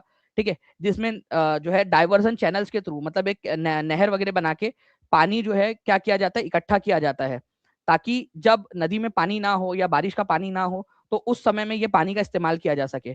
तो पाइन बिहार में जो है करीब 5000 साल पहले से इस्तेमाल होती आ रही है। ठीक है, तो बिहार की सबसे पुरानी जल संचयन पद्धति कौन सी है? पाइन है, पाइन। ठीक है, डायरेक्टली क्वेश्चन बनेगा आप लोगों का, बिहार में इस्तेमाल की जाने वाली एक प्राचीन जल संचयन विधि कौन सी है? तो पाइन है। ठीक है,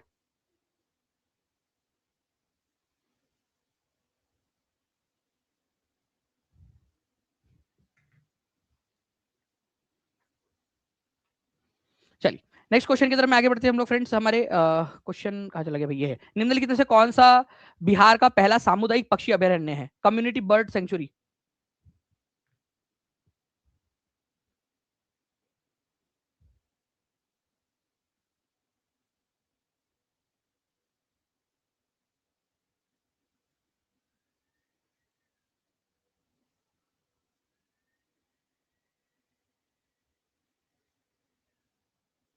देखिए एक झील है जिसको आप लोग बोलते हैं गोगाबिल झील, कटिहार जिले में।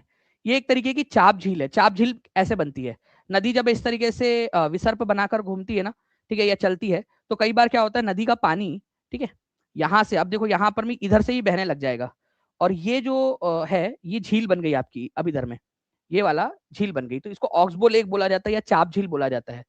तो ये कटिहार जिले के अंदर में गोगाबिल झील है। ठीक है, कटिहार जिले के अंदर में यहाँ पर में आपका पहला जो है सामुदायिक पक्षी अभयारण्य आप लोगों को मिलेगा। ठीक है, स्टेट फर्स्ट कम्युनिटी रिजर्व। ठीक है, Gogabil and oxbow lake is located in which district of Bihar? ये क्वेश्चन भी बन सकता है, अभी आपको बताया, जल्दी से आप लोग बताइए। एक ऑक्सबो लेक है।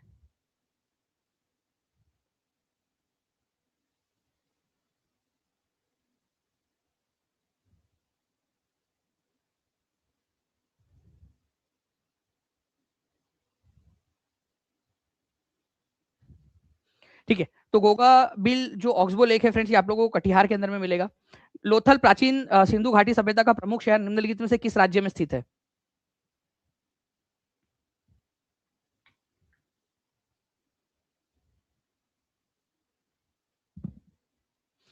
1500 प्लस लाइक्स के लिए बहुत बहुत शुक्रिया फ्रेंड्स आप सभी लोगों का। ठीक है, जितने भी बच्चे हैं जिन्होंने इस सेशन को लाइक कर दिया, एक बार हाथ ऊपर करके बता देंगे, मैं देखना चाहता हूँ ये 1500 बच्चे कौन है जिन्होंने अपनी एनर्जी यहाँ पर में दी है इस सेशन के लिए। हाथ ऊपर करके बता देंगे जल्दी जल्दी से आप लोग।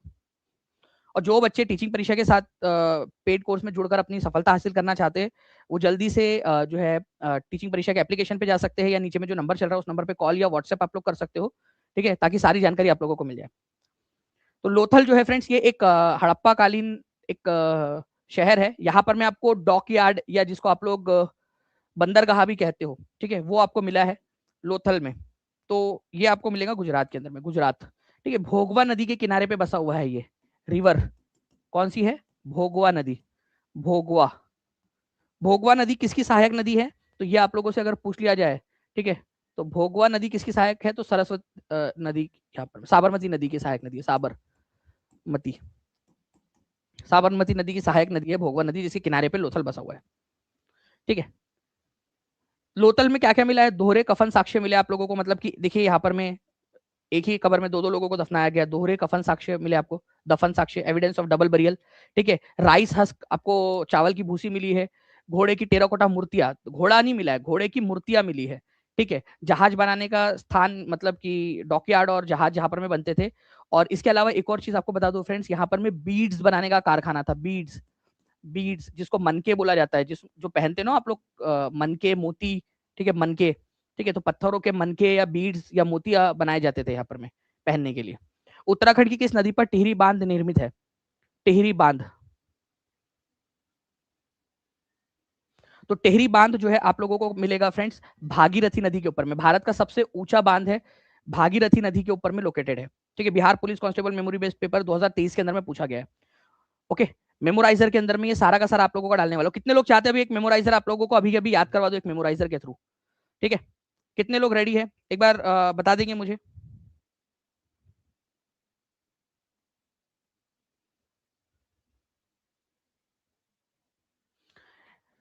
अगर एक आप लोगों को कल मैंने एक मेमोराइजर बताया था, लेकिन जैसे ही हमारे 2000 प्लस लाइक्स यहाँ पर में हो जाएंगे तब मैं आप लोगों को स्टार्ट करूंगा। तो जल्दी जल्दी से सेशन को लाइक कर दीजिए, मेमोराइजर भी आप लोगों को करवा दूंगा मैं पूरा का पूरा। तो भागीरथी नदी जो है, अलकनंदा नदी, ठीक है, मंदाकिनी नदी, इनके ऊपर में जो संगम के ऊपर में जो प्रयाग बनते हैं वो भी आप बताते जाइए मुझे, ठीक है।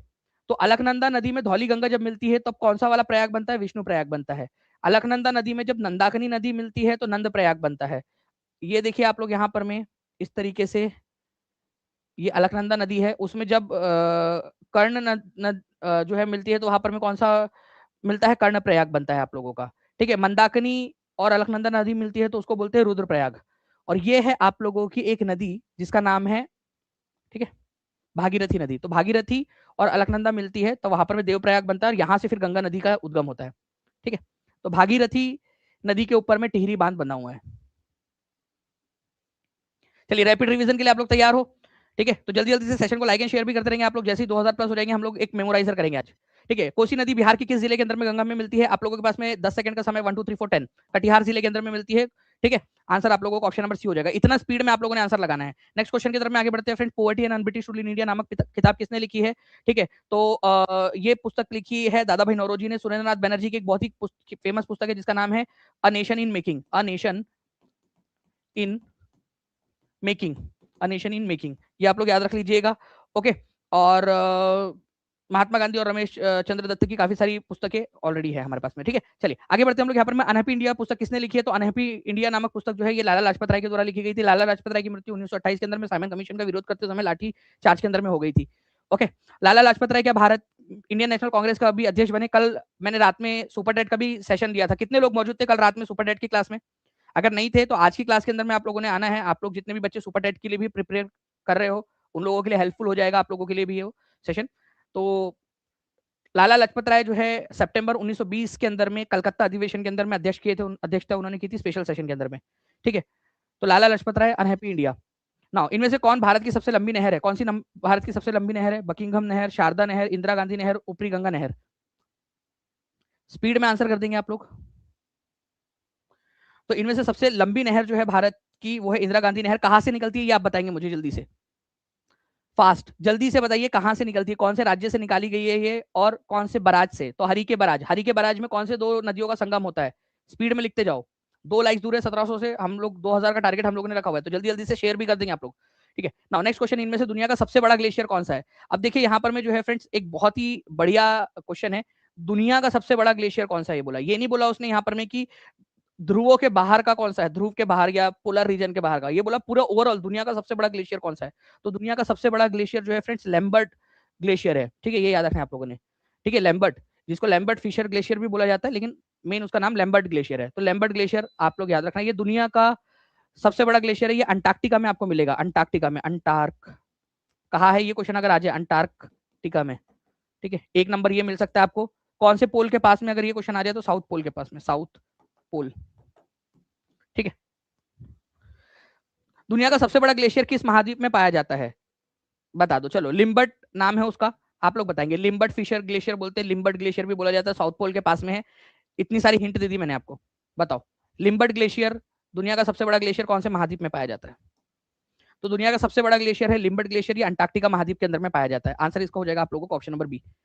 कॉन्फिडेंस बढ़ रहा है कि नहीं बढ़ रहा है आप लोगों का? आप लोग देखिए, ओरिजिनल क्वेश्चन आप लोग कर पा रहे हो सॉल्व, ठीक है। मगध ने किन दो धर्मों के विकास में अहम भूमिका निभाई? तो देखिए फ्रेंड्स, मगध महाजनपद जो है उसके अंदर में आप लोगों को दो बहुत ही इंपॉर्टेंट वाले धर्म का उदय देखने के लिए मिलेगा आप लोगों को। एक है बुद्धिज्म और एक है जैनिज्म। तो मगध के समय काल के अंदर में बुद्धिज्म और जैनिज्म जो है वो फले फूले, ठीक है। तो बुद्धिज्म और जैनिज्म, ये इनका विकास मगध समय काल के अंदर में ही हुआ था। नाउ नेक्स्ट क्वेश्चन देखिए फ्रेंड्स, आपको बताना है कि blank is the situation when both parties have to agree to sell and buy each others commodity, ठीक है। एक दूसरे की जो चीजें हैं उसको बेचने और खरीदने के लिए तैयार हो जाते हैं। अब थोड़ा सा समझना यहां पर मैं विदाउट मनी बोला है क्या उन्होंने? विदाउट मनी या फिर पैसे के जो है इंटरफेरेंस के बिना नहीं बोला, विदाउट मनी नहीं बोला उसने यहाँ पर मैं कहीं पे भी। उसने क्या बोला, वह स्थिति जब दोनों पक्ष एक दूसरे की वस्तुओं को बेचने और खरीदने के लिए तैयार हो जाते हैं, बेचने के लिए भी और खरीदने के लिए भी तैयार है, तो इसको बोला जाता है चाहतों का दोहरा संयोग, ठीक है। डबल कोइंसिडेंस ऑफ वांट्स, ठीक है, डबल कोइंसिडेंस ऑफ वांट्स बोला जाता है। बार्टर सिस्टम क्या होता है इसके अंदर में? वस्तु विनिमय प्रणाली होती है जब आप लोग बिना पैसे के लेन देन करते हो। देखो, अगर यहाँ पर मैं आता आप लोगों का कि बिना पैसे के लेन देन किया गया है, बार्टर सिस्टम का मतलब होता है बिना पैसे के लेन देन। ए आंसर देखिए, अभी भी यहाँ पर मैं 47% लोगों ने ए आंसर लगाया। अब मैंने जब बताया तब आप आंसर लगा रहे हो, सी आंसर लगा रहे बहुत सारे बच्चे अब, ठीक है। तो आंसर जो है फ्रेंड्स इसका ऑप्शन नंबर सी होगा, डबल कोइंसिडेंस ऑफ वांट्स, जिसके अंदर में दोहरी, ठीक है, उसको भी जरूरत है उसकी और इसको भी जरूरत है, तो दोनों एक दूसरे को खरीदेंगे और बेचेंगे। Double coincidence of wants. Barter system में विदाउट मनी आता है, अगर ये आया होता बिना पैसे के, ठीक है, तब वस्तु विनिमय प्रणाली होता है इसका आंसर। समझ में आया क्या? अगर समझ में आया तो हाथ ऊपर करो एक बार जल्दी से, जल्दी बता देंगे अगर समझ में आया तो। समझ में आया तो कि भाई बार्टर सिस्टम बिना पैसे के, और अगर केवल यहां पर मैं बोला गया कि एक दूसरे की चीजें खरीदेंगे, तो दो डबल कोइंसिडेंस मतलब एक दूसरे की वस्तु खरीदने का यहां पर में उनका सहयोग बना है, डबल कोइंसिडेंस ऑफ वांट्स, ठीक है। 5 ईयर प्लान जो है फ्रेंड्स हम लोगों ने कहां से उधार लिया है हमारे भारत के अंदर में? पंचवर्षीय योजना। पहली पंचवर्षीय योजना कब से कब तक थी ये आप लोग बता देंगे मुझे। कितनी टोटल पंचवर्षीय योजनाएं हुई है, ठीक है। तो टोटल पंचवर्षीय योजनाओं की गिनती भी बता दी है। तो यूएसएसआर से हमने लिया है। यूएसएसआर 15 देशों का समूह था, ठीक है, जो अब टूट चुका है। अब उसका सबसे बड़ा पार्ट रूस है, तो रूस ही हम आंसर लगाएंगे यहाँ पर में, यूएसएसआर। अब वो बाकी देश अलग हो गए तो यूएसएसआर का रशिया बच गया केवल, ठीक है। तो रशिया से हम लोगों ने या यूएसएसआर से लिया है, तो आंसर इसका ऑप्शन नंबर ए हो जाएगा। फंडामेंटल ड्यूटीज जो कि 42वें संविधान संशोधन के जरिए हम लोगों ने डाला था 1976 के अंदर में, ठीक है। तो ये भी हमने रशिया या यूएसएसआर से ही लिया था। 5 ईयर प्लान का कंसेप्ट भी रशिया या यूएसएसआर से ही लिया गया है, ठीक है।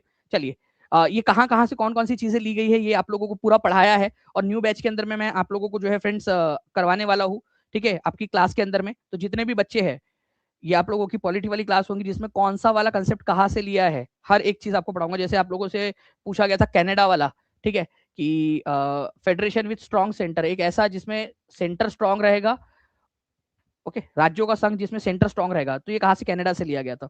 हम जैसे जैसे उत्तर से दक्षिण की ओर जाते हैं, निम्नलिखित में से कौन सी पर्वत श्रृंखलाएं इस क्रम में मिलती है?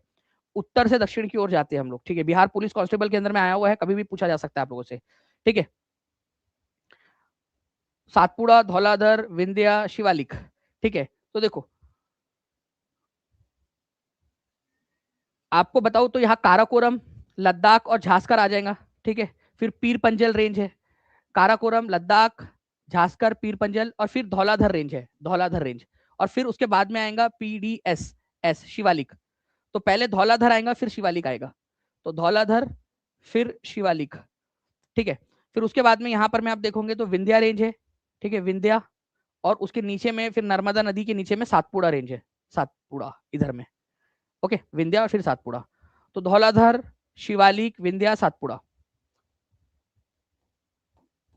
अब आप आंसर लगा दीजिए, और ये एक्चुअल क्वेश्चन है आपका 1 अक्टूबर 2023 को आया हुआ है क्वेश्चन ये एग्जाम में।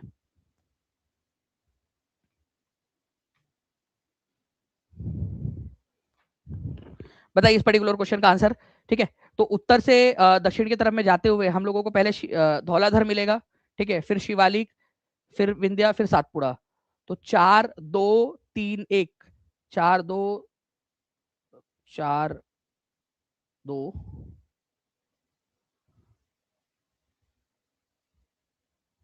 ठीक है, शिवालिक, धौलाधर, विंध्या रेंज और सातपुड़ा रेंज।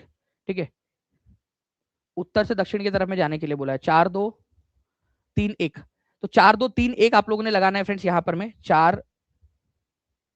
अच्छा यहाँ पर में सॉरी, दो आएगा पहले ना यहाँ पर में। ठीक है, 2 4 3 1, 2 4 3 1, 2 4 3 1। ठीक है, धौलाधर दूसरे नंबर पे दिया हुआ है, तो 2 4 3 1। ठीक है, 2 4 3 1 धौलाधर आएगा पहले सबसे, तो 1 वहां पर लिखा हमने। ठीक है, ये पूरा का पूरा मैप भी आप लोगों को मिल जाएगा एप्लीकेशन के ऊपर में, ताकि आप लोग इसकी रिवीजन कर सके। गंगा नदी उत्तर प्रदेश राज्य में किस जिले से प्रवेश करती है? 1800 से केवल 2 लाइक्स दूर है, तो जल्दी जल्दी से सेशन को लाइक एंड शेयर भी कर देंगे। मैं आज आप लोगों को एक मेमोराइजर के थ्रू याद करवाने वाला हूँ चीज, जो आप लोगों को ऑलरेडी आपके ऐप में भी डाल दी गई है। ठीक है, तो गंगा नदी उत्तर प्रदेश राज्य में किस जिले से प्रवेश करती है? तो गंगा नदी उत्तर प्रदेश राज्य के अंदर में प्रवेश करती है, ठीक है, मेरठ से, बुलंदशहर से, मथुरा से, बिजनौर से। तो आंसर आप लोगों का हो जाएगा फ्रेंड्स बिजनौर। मैं आप लोगों को यहाँ पर मैं मैप के अंदर में भी दिखाने की कोशिश करता हूँ। ठीक है, यहाँ पर मैं आप देखिए कि भागीरथी और अलकनंदा नदी जब मिलती है तब यहाँ पर में गंगा बनता है, गंगा नदी बनती है, और गंगा नदी बिजनौर जिले से जो है एंटर करती है, ठीक है, उत्तर प्रदेश के अंदर में। अच्छा मुझे बताइए कि बिहार के अंदर में गंगा नदी कौन से जिले से एंटर करती है? बिहार में, चलिए यूपी का पूछ लिया आप लोगों से, क्योंकि ऑब्वियसली बात है बड़ा ही इंपॉर्टेंट सा क्वेश्चन है ये वाला, और बिहार पुलिस कांस्टेबल में आया हुआ क्वेश्चन है, और आगे में भी पूछा जा सकता है आप लोगों से। ठीक है, तो बताइए इंडियन रिवर सिस्टम पार्ट 2 के अंदर में आपको पढ़ाया था, आप देख सकते हो ये दानिश सर। ठीक है, दानिश सर ये पढ़ाते हुए आपको गंगा नदी देखिए बिजनौर जिले के अंदर में से एंटर करती है, ये आपको पढ़ाया है, देख सकते हो आप लोग, बिजनौर जिले में से एंटर करती है। Indian river system new edition part 2 के अंदर में आपको पढ़ाया है। ठीक है,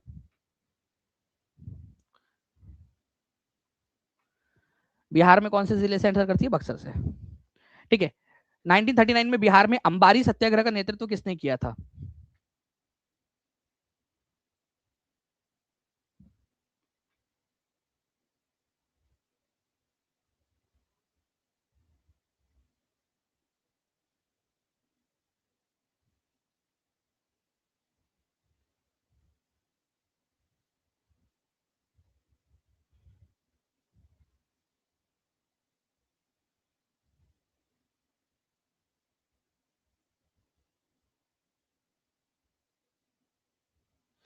इस केस के अंदर में अंबारी सत्याग्रह के समय काल के अंदर में राहुल संक्रात्यायन जो है फ्रेंड्स, इनको जेल में भी डाल दिया गया था, 6 महीने की जेल इनको हो गई थी। तो राहुल संक्रात्यायन जो है इन्होंने इसका अंबारी सत्याग्रह का नेतृत्व किया था। ठीक है, एक और चीज है आप लोगों को जो याद रखनी है कि वोल्गा से गंगा, ठीक है, ये जो है एक बहुत ही फेमस जो है पुस्तक है, वोल्गा से गंगा, ये किसने लिखी है? वोल्गा से गंगा, मैं लिख देता हूँ यहाँ पर मैं आप लोगों को, वोल्गा से गंगा, वोल्गा नदी है, गंगा नदी है, तो वोल्गा से गंगा नामक एक ग्रंथ है, वो किसने लिखा है, या एक पुस्तक है, वो किसने लिखी है? ठीक है, तो ये राहुल संक्रात्यायन ने ही लिखी है। ठीक है, चलिए, तो ये भी एक आप लोगों का क्वेश्चन बन जाता है। तो अंबारी सत्याग्रह, ठीक है, 1939 में बिहार के अंदर में राहुल संक्रात्यायन ने इसका किया था नेतृत्व, और इनको 6 महीने की जेल भी हो गई थी।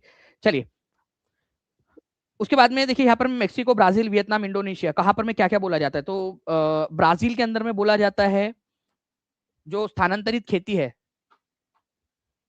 स्लैश एंड बर्न, या जिसको आप लोग कर्तन और दहन की खेती भी बोलते हो, मतलब कि आप अगर आदिवासी हो और आप जंगल में जाकर जो है पहले जंगल को काटते हो, ठीक है, उखाड़ते नहीं हो, काटते हो, ठीक है, काट दिया आपने, और फिर जो नीचे में बच जाता है जो हिस्सा उसको जला देते हो, और उसकी राख को सब तरफ में फैला देते हो, फिर वो फर्टिलाइजर के तौर पे काम करती है। तो पहले काट दिया पेड़ों को, फिर जो नीचे बच गया घास फूस वगैरह और जो भी बच गया उसकी नीचे वाला हिस्सा उसको जला दिया जाता है, ठीक है, राख को फैला दिया जाता है, ठीक है, फर्टिलाइजर के तौर पर। कर्तन और दहन की खेती इसको बोलते हैं, पहले काटना फिर दहन करना, कर्तन और दहन, स्लैश एंड बर्न। तो अलग अलग इलाकों में अलग अलग नाम से इसको जाना जाता है। तो ब्राजील में इसको हम लोग जानते हैं रोका के नाम से, ठीक है, मैक्सिको में और सेंट्रल अमेरिका में इसको मिल्पा बोला जाता है, ठीक है, इंडोनेशिया और मलेशिया में इसको लदांग बोलते हैं, और वियतनाम में इसको बोला जाता है रे। ठीक है, तो चलिए यहाँ पर मैं आप लोग लगाइए जल्दी जल्दी से। मैक्सिको के अंदर में बोलेंगे मैक्सिको और सेंट्रल अमेरिका में मिल्पा, ब्राजील में रोका, वियतनाम में रे, और इंडोनेशिया मलेशिया में लदांग। ठीक है, तो इसका आंसर क्या होगा वो आप लोग लगाएंगे जल्दी से। ठीक है,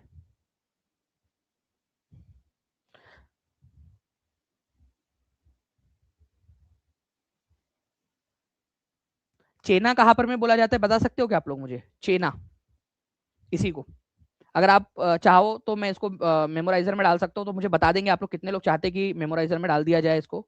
ठीक है, ठीक है, चेना बता देंगे आप लोग, एक आया था क्वेश्चन एग्जाम में।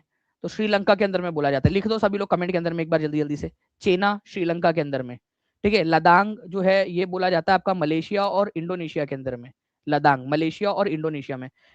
जब ये एक बार क्वेश्चन आया था तो बच्चे पूछ रहे थे कि सर इसका प्रूफ कहाँ है कि मलेशिया में बोला जाता है, क्योंकि कई सारे जगह पे आप देखोगे लदांग जो है एनसीईआरटी में दिया हुआ है, ladang Indonesia, ladang Indonesia.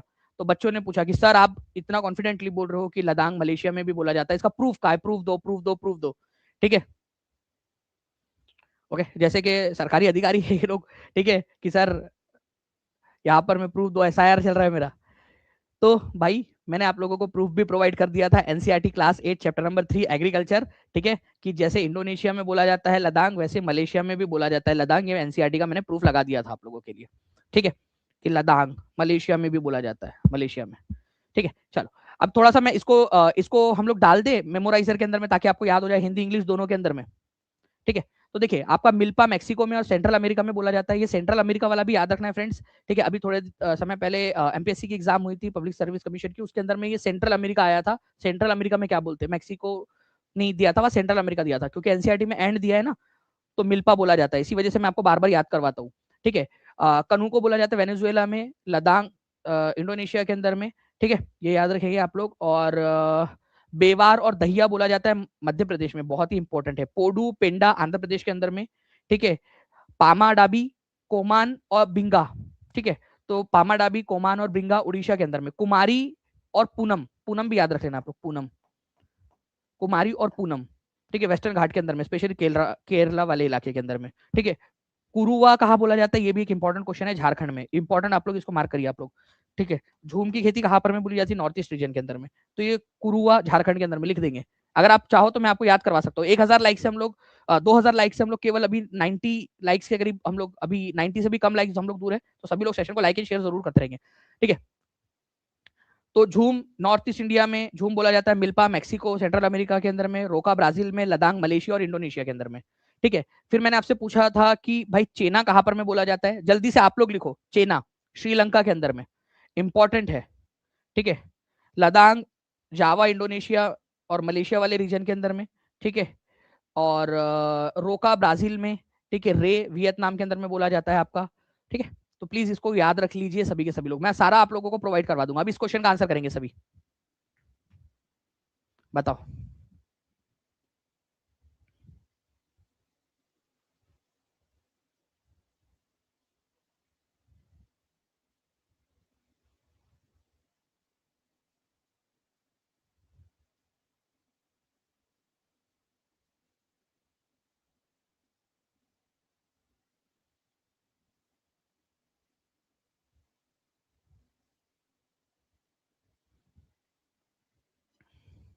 BPSC ने भी इसका आंसर जो है वो पहली बार में गलत बताया था, अगर आप लोगों को याद आ रहा हो। ठीक है, तो जब आंसर की डिस्कस की थी तब भी मैंने इसको आपको बताया था कि भाई इसका आंसर, बीपीएससी ने इसका आंसर ए दिया है, लेकिन टीचिंग परीक्षा ने आंसर इसका सी लगाया था।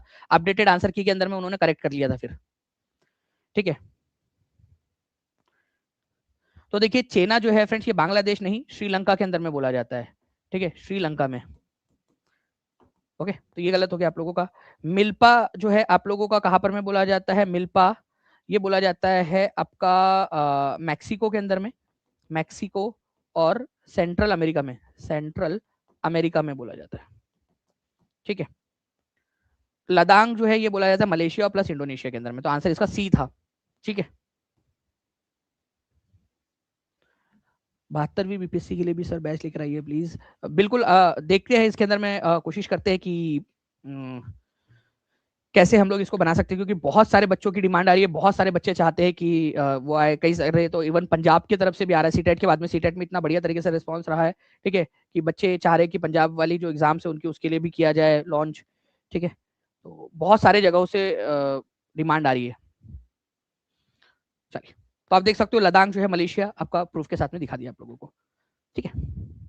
ये पूरा का पूरा आप लोगों के लिए जो है फ्रेंड्स मैं मेमोराइजर में भी करवा दूंगा, 6 लाइक्स दूर है हम लोग मेमोराइजर से, अगर आप लोग चाहते हो तो मैं मेमोराइजर भी आप लोगों को करवा देता हूँ अभी, ठीक है। चलिए, आपको बताना है कि इनमें से किसने अवध किसान सभा की स्थापना की। जल्दी से एक बार जितने बच्चे तैयार हैं, एक हम लोग यहाँ पर में सबसे पहले रैपिड फायर कर लेंगे। एक रैपिड फायर के लिए है कि हमारे पास में तैयार अगर टीम, तो बता दीजिए, ताकि हम लोग फिर उसके बाद में मेमोराइजर की तरफ में आगे बढ़ते हैं।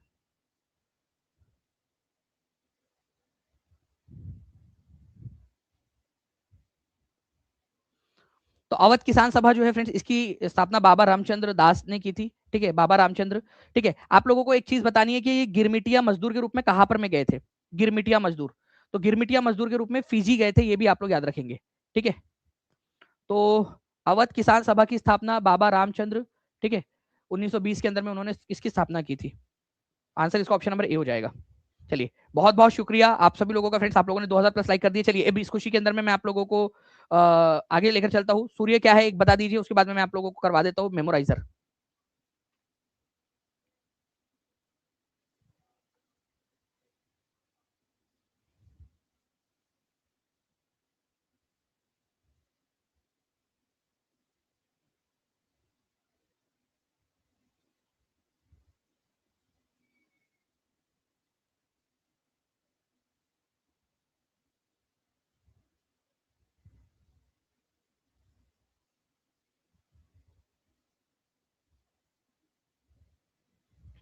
चलिए, तो सूर्य क्या है फ्रेंड्स, एक तारा है, लेकिन किस तरीके का तारा है ये, तो एक येलो ड्वार्फ स्टार है।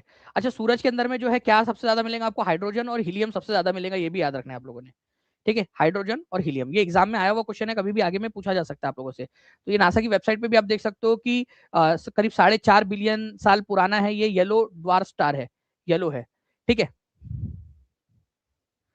अब ये आगे के जो क्वेश्चन है वो आप लोगों को मैं करवाता हूँ, लेकिन उससे पहले मैं आप लोगों को चाह रहा हूँ कि आप लोगों को मैं मेमोराइजर करवा दूं। कितने लोग तैयार है मेमोराइजर के लिए, हाथ ऊपर करके बताइए। आज के आज अभी आपको प्लीज टीम इसको थोड़ा सा इधर में कर दीजिएगा, ठीक है, राइट हैंड साइड के अंदर में, ठीक है। तो आप लोगों के लिए मेमोराइजर जो है फ्रेंड्स, ये है, ये आपके पेड क्लास में उपलब्ध करा दिया गया है। कल मैंने आप लोगों को बताया था कि कैसे आप लोग ये पूरा का पूरा जितने भी है, ठीक है, काली क्रांति, ब्लैक रिवॉल्यूशन, ओके, और ये सारी जो चीजें हैं, अगर आपने याद करना है तो कैसे कर सकते हो। तो उसको याद करने का एक बहुत ही बढ़िया सा तरीका है, वो है मेमोराइजर टीचिंग परीक्षा का, ठीक है। आप अपनी खुद की भी टेस्ट इससे बना सकते हो, ओके। और आप लोगों को जो ऑलरेडी टेस्ट दी गई है वो भी आप देख लीजिएगा यहाँ पर में। तो स्टार्ट क्विज करते हैं हम लोग यहाँ पर में, या गेमिफाइड मोड में खेले, जल्दी बताइए, क्विज में खेले या फिर गेमिफाइड मोड में खेले, गेम खेलना है या फिर क्या करना है आप लोगों ने। चलिए, गेमिफाइड मोड के अंदर में खेल के देखते हैं हम लोग यहाँ पर में आपका, ठीक है, मीम मोड में खेलेंगे, देखते हैं आवाज आती है क्या मुझे भी।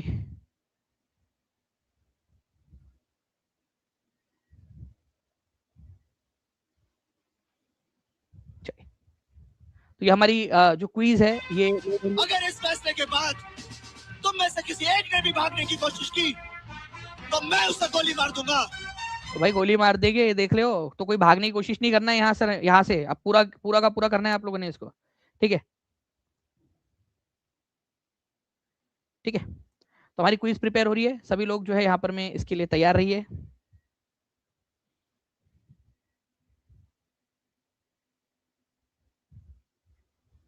अच्छा, टॉप सीक्रेट भी लिखा हुआ है यहाँ पर में, मीम वॉर।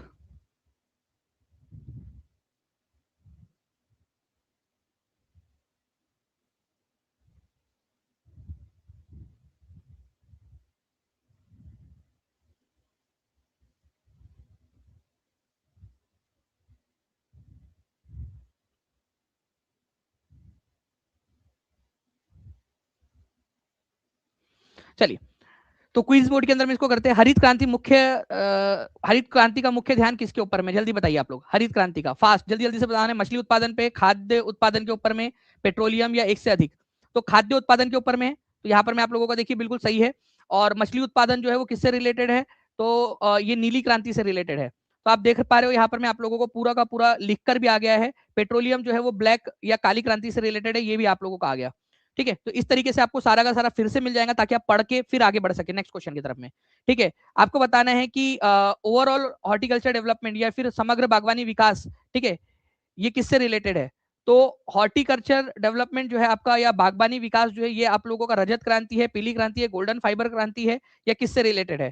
ठीक है, तो रजत क्रांति आप लोगों को पता होना चाहिए फ्रेंड्स। रजत क्रांति जो है उसका संबंध आप लोगों का, ठीक है, जो कपास है, ठीक है, उससे आप लोगों का आ जाता है। ठीक है, गोल्ड जो रजत है आप लोगों का अंडे उत्पादन से आ जाता है आप लोगों का। फिर आपका अगर सिल्वर फाइबर आ जाए आप लोगों का, तो सिल्वर फाइबर जो है आप लोगों का कपास से आ जाता है। तो रजत क्रांति आपके अंडों से या फिर एग से रिलेटेड है, सिल्वर फाइबर बोल दिया जाए तो कपास से रिलेटेड है। और आप लोगों से जो है बोला गया है यहाँ पर में हॉर्टिकल्चर। पीली क्रांति ऑयल सीड से रिलेटेड है। तो आंसर इनमें से नन ऑफ द अबव होगा। कितने लोगों को समझ में आया? देखो, सिल्वर लगाओगे आपका गलत होगा क्योंकि सिल्वर जो है वो आप लोगों का कुकुड़ या फिर अंडे उत्पादन से रिलेटेड है। पीली क्रांति लगाओगे देखो गलत हो जाएगा क्योंकि आपका ऑयल सीड से रिलेटेड है। गोल्डन फाइबर लगाओगे ये भी गलत हो जाएगा क्योंकि आप लोगों का देखिए यहाँ पर में ये जूट प्रोडक्शन से रिलेटेड है आप लोगों का गोल्डन फाइबर। ठीक है, तो आंसर एक से अधिक हो नहीं सकता आपका, तो आंसर होगा नन ऑफ द अबव। आप में से कितने लोगों ने देखा कि आपके टीआरई फॉर्मेट या टीआरई का लेवल का क्वेश्चन है आपका, जिसमें none of the above type के भी क्वेश्चन दिए गए? हाथ ऊपर करो जल्दी से, सबसे पहले किसको समझा यहाँ पर में none of the above? TRE, इसीलिए आपका टीआरई मेमोराइजर इसको बोला है हमने, क्योंकि स्पेशली टीआरई फॉर्मेट में टीआरई के जो क्वेश्चंस है, ठीक है, उस तरीके से इसको बनाया गया है। ओके, तो नन ऑफ द अबव इसका आंसर होगा। क्यों? क्योंकि आप लोगों का जो हॉर्टिकल्चर है उसको आप कौन से वाले इससे जानते हो, यहाँ पर मैं आप लोगों को फिर से मिल जाएगा एक बार पूरा का पूरा, आप यहाँ पढ़ सकते हो। तो हॉर्टिकल्चर आप लोग देख लीजिए,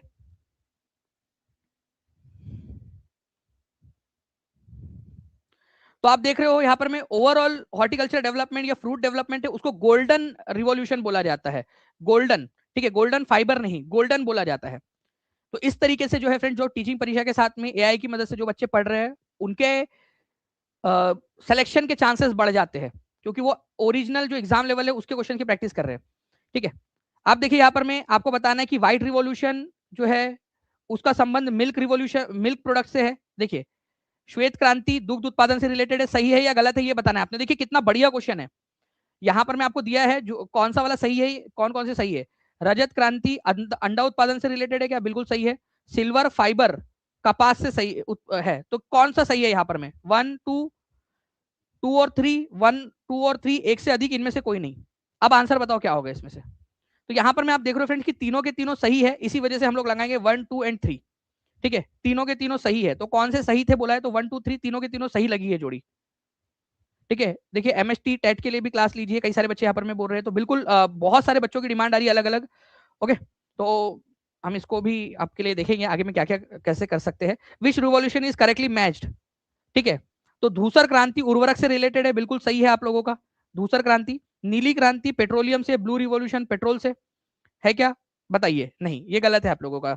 ओके, भूरी क्रांति फूड ग्रेन नहीं, वो तो ग्रीन रिवॉल्यूशन से है।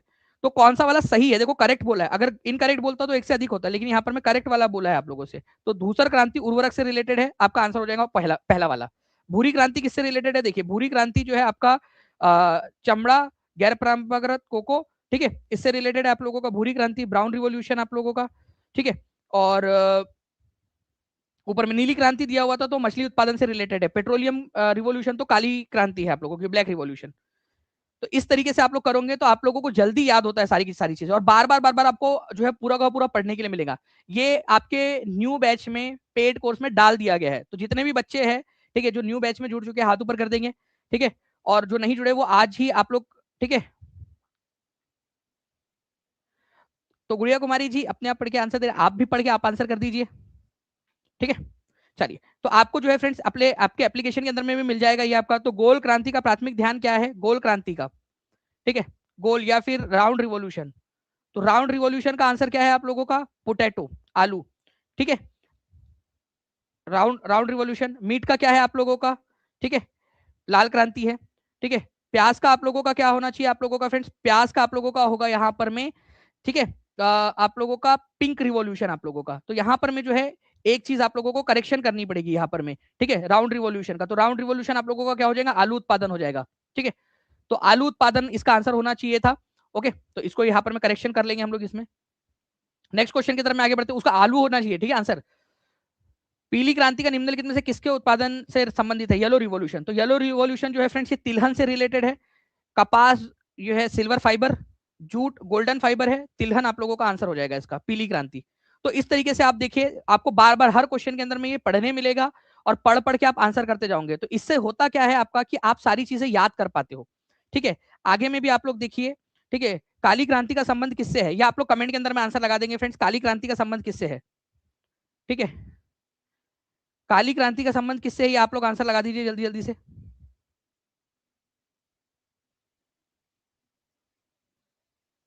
काली क्रांति, कमेंट के अंदर में आंसर लगाएंगे आप लोग। बैच परचेस करना है सर, कैसे करें? तो सिंपल सा तरीका है, नीचे में देखिए एक नंबर चल रहा होगा, उस नंबर पे कॉल या व्हाट्सएप कर दीजिए, या टीचिंग परीक्षा एप्लीकेशन पे चले जाइए, वहां पर मैं आपको मिल जाएगा, और ये मेमोराइजर आपके पेड बैच में डाल दिया है, तो वहां से भी आप लोग इसको कर सकते हो, ठीक है। तो आप लोग कमेंट के अंदर में कर दीजिए, और इसको जाकर आप लोग जो है अटेम्प्ट कर लीजिए फ्रेंड्स, ताकि आप लोगों को सारी की सारी चीजें जो है यहाँ पर में याद हो जाए, पूरा का पूरा आप लोगों के लिए डाल दिया है। आप चाहो तो खुद से भी उसकी टेस्ट बना सकते हो, ठीक है। GK GS bye Danish sir वाला जो है उसमें एक फोल्डर बना दिया, उसमें आपको सारी मिल जाएगी, ठीक है। चलिए, तो मिलते हैं हम लोग हमारे नेक्स्ट लेक्चर के अंदर में कल फ्रेंड्स, तब तक के लिए थैंक यू वेरी मच, ठीक है। आप जितने भी बच्चे यहाँ पर में देख रहे हैं, कल सेशन है आप लोगों का, उसके अंदर में जरूर जुड़ जाइएगा, और शाम में आपका 8 बजे जो है सुपर टेट का सेशन है, उसके अंदर में भी आप लोग जुड़ जाएंगे, ताकि आप लोगों को सारी की सारी जो है जानकारी मिल जाए, ओके। सारे चीजें आप लोग पढ़ सके अच्छे से, और कोई चीज आप लोगों से छूटे ना। तो मिलते हैं हम लोग कल हमारे सेशन में। जो बच्चे जुड़ना चाहते हैं, नीचे में नंबर चल रहा है, उस नंबर पे कॉल या व्हाट्सएप कर सकते हो आप लोग, या फिर टीचिंग परीक्षा एप्लीकेशन पे चले जाइए, वहां पर में भी जानकारी मिल जाएंगी, या नीचे में लिंक्स दी गई उस पर भी आप लोग कर सकते हो, ओके। चलो, thank you very much, take care and bye, God bless you all, thank you.